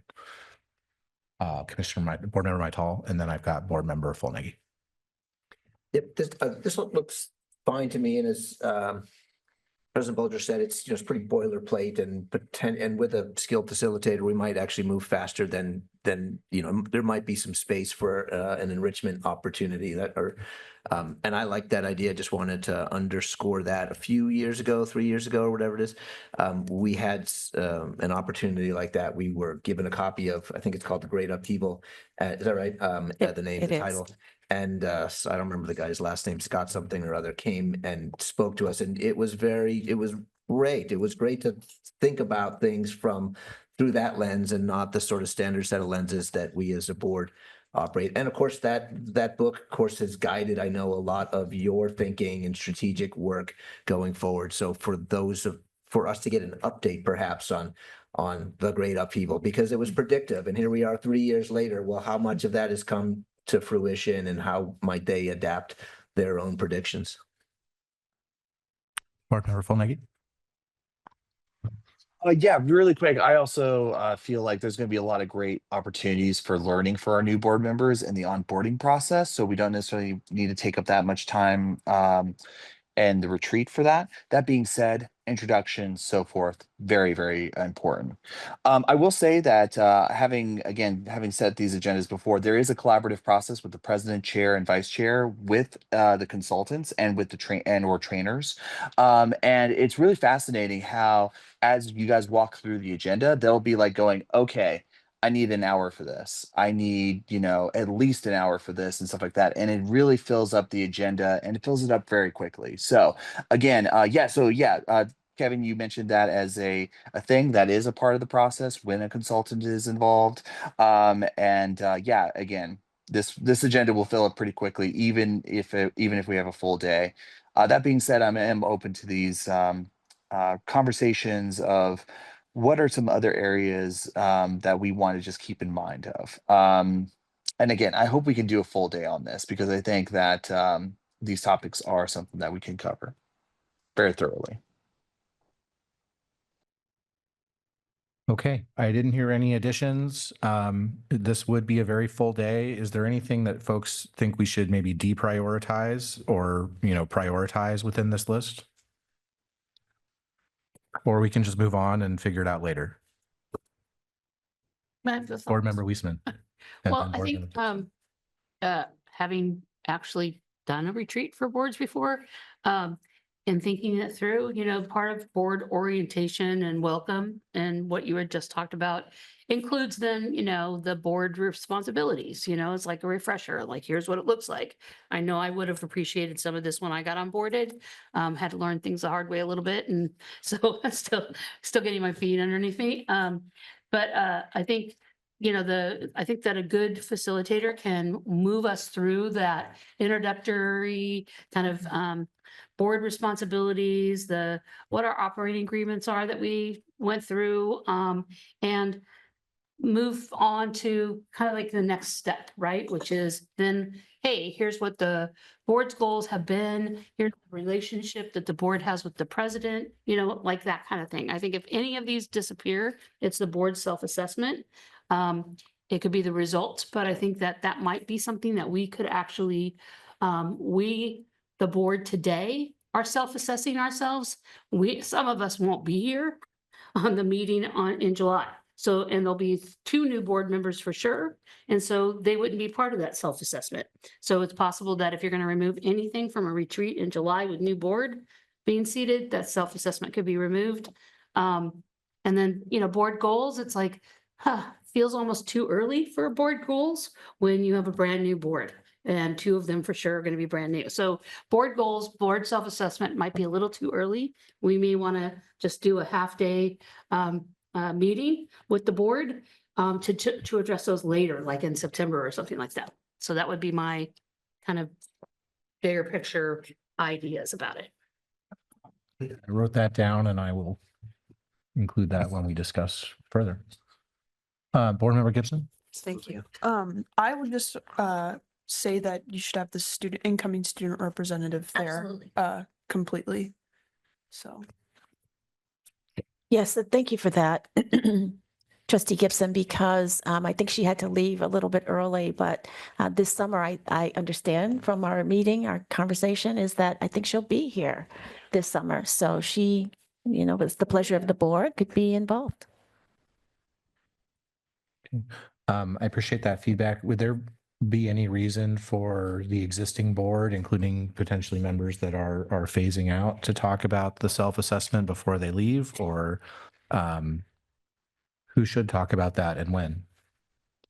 We usually distribute the board self-assessment to the board by, Celia, I need your help with this. In the past, was it June, say, so that we can gather the results back, May, June timeframe, so that we can gather results. So we would have included the current board as it is right now, current membership of the board in the board self-assessment. We did one last year, didn't we? I know I did one. Yeah, okay. Maybe at the June meeting, if we could get it done now, sorry. And then hand it to the consultant as feedback for anything that we thought that there could be improvements on. I'm sure we all have comments about it. So we would take it and then discuss it as a group potentially at the end of June, was your thought? I've got Steve and then Austin. Just, I think that I agree with Julie that to introduce a board assessment from, a previous board to a new board, it's a little odd, right? There's some value, but it's a little odd. What might make, to me, maybe more sense is that it's a thing, that a board self-assessment is a thing we commit to in, December, sort of 6 months in, and then it's a feature of our retreat that we generally intend to do in January. So there's an opportunity for the board that is still there to, to give itself some feedback and make some improvement in the remainder of that year. It's a little weird to me to start the year with an assessment completed by some people who are no longer part of the board. I certainly don't want to bore them with it. Yeah, so, if we do have it as part of it, we should keep it limited if we do keep it. But I appreciate that idea of doing it at mid-year as well. Board Member Fullnagy. I want to say that there is actually a board policy as to why we present it in the July retreat. So Celia, I don't know if we can maybe look that up. It doesn't have to be answered right here, right now, but I think that that's the reason why it's traditionally done, and or it's a best practice that was adopted by a previous board. That being said, I'm not necessarily saying we have to do it that way, but I just wanted to double check that we follow up on that, make sure there's no board policy and so forth. I think it just says that we will assess ourselves. Okay. Generally hearing positive support for the retreat topics as written, and President Bolger will reach out to some consultants, and we will follow up and try and plan the best board retreat that we can. Do you need a motion or anything, or is that just information? I don't believe so. Okay. That concludes our discussion items. We will now be moving on to information reports. Do any board members have questions or comments regarding any of the information reports? They looked great. Thank you. And just appreciation for the 4, 5, I forget, new reports that have been added. I second that.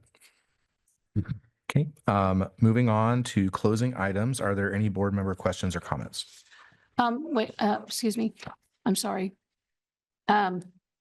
Just because we've gotten lots and lots and lots and lots of questions from the public about the investigation, I feel like we should at least draw attention to the fact that there is an information report on the investigation under number E. Thank you. And that it's there. It's just a statement that an investigation is ongoing, and it's being dealt with per our policies. So third party has it. That's it. Thank you. Says comments or no? Yeah. Okay. I would like to appreciate the resolution that was put together by the administration and the union. We have been hearing about the ESL and AB for a while, and I think it's a good sign. It's a good sign to be able to mediate and come to agreements.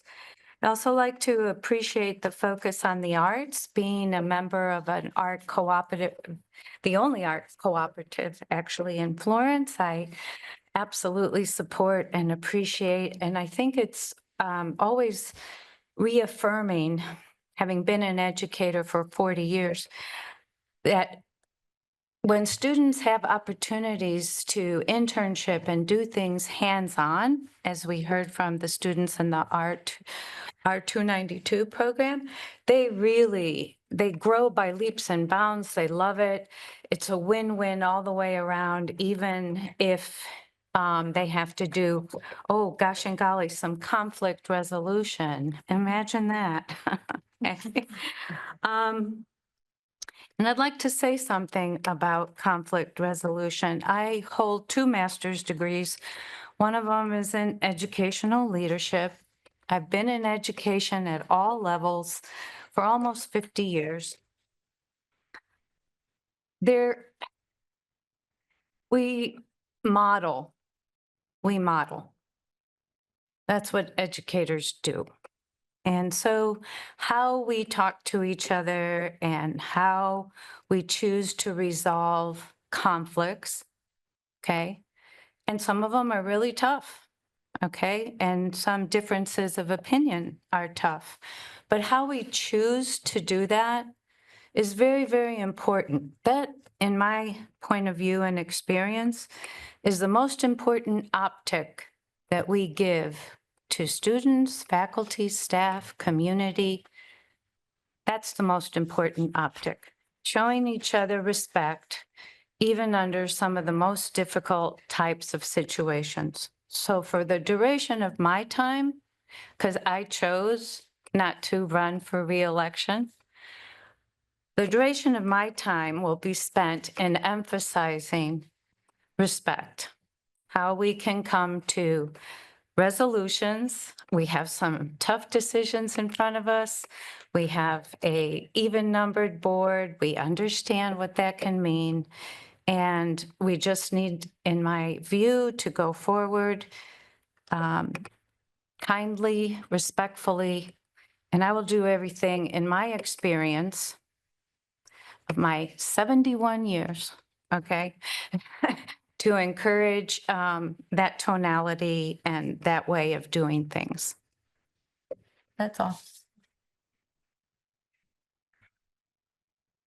Not seeing any more board member questions or comments. Moving on to future meeting dates, please note that our next meeting is a budget committee meeting scheduled for May 14th and a budget committee meeting and work session scheduled for May 21st. Please note that we will not be having an executive session at the conclusion of this board meeting. And with that, our meeting is adjourned.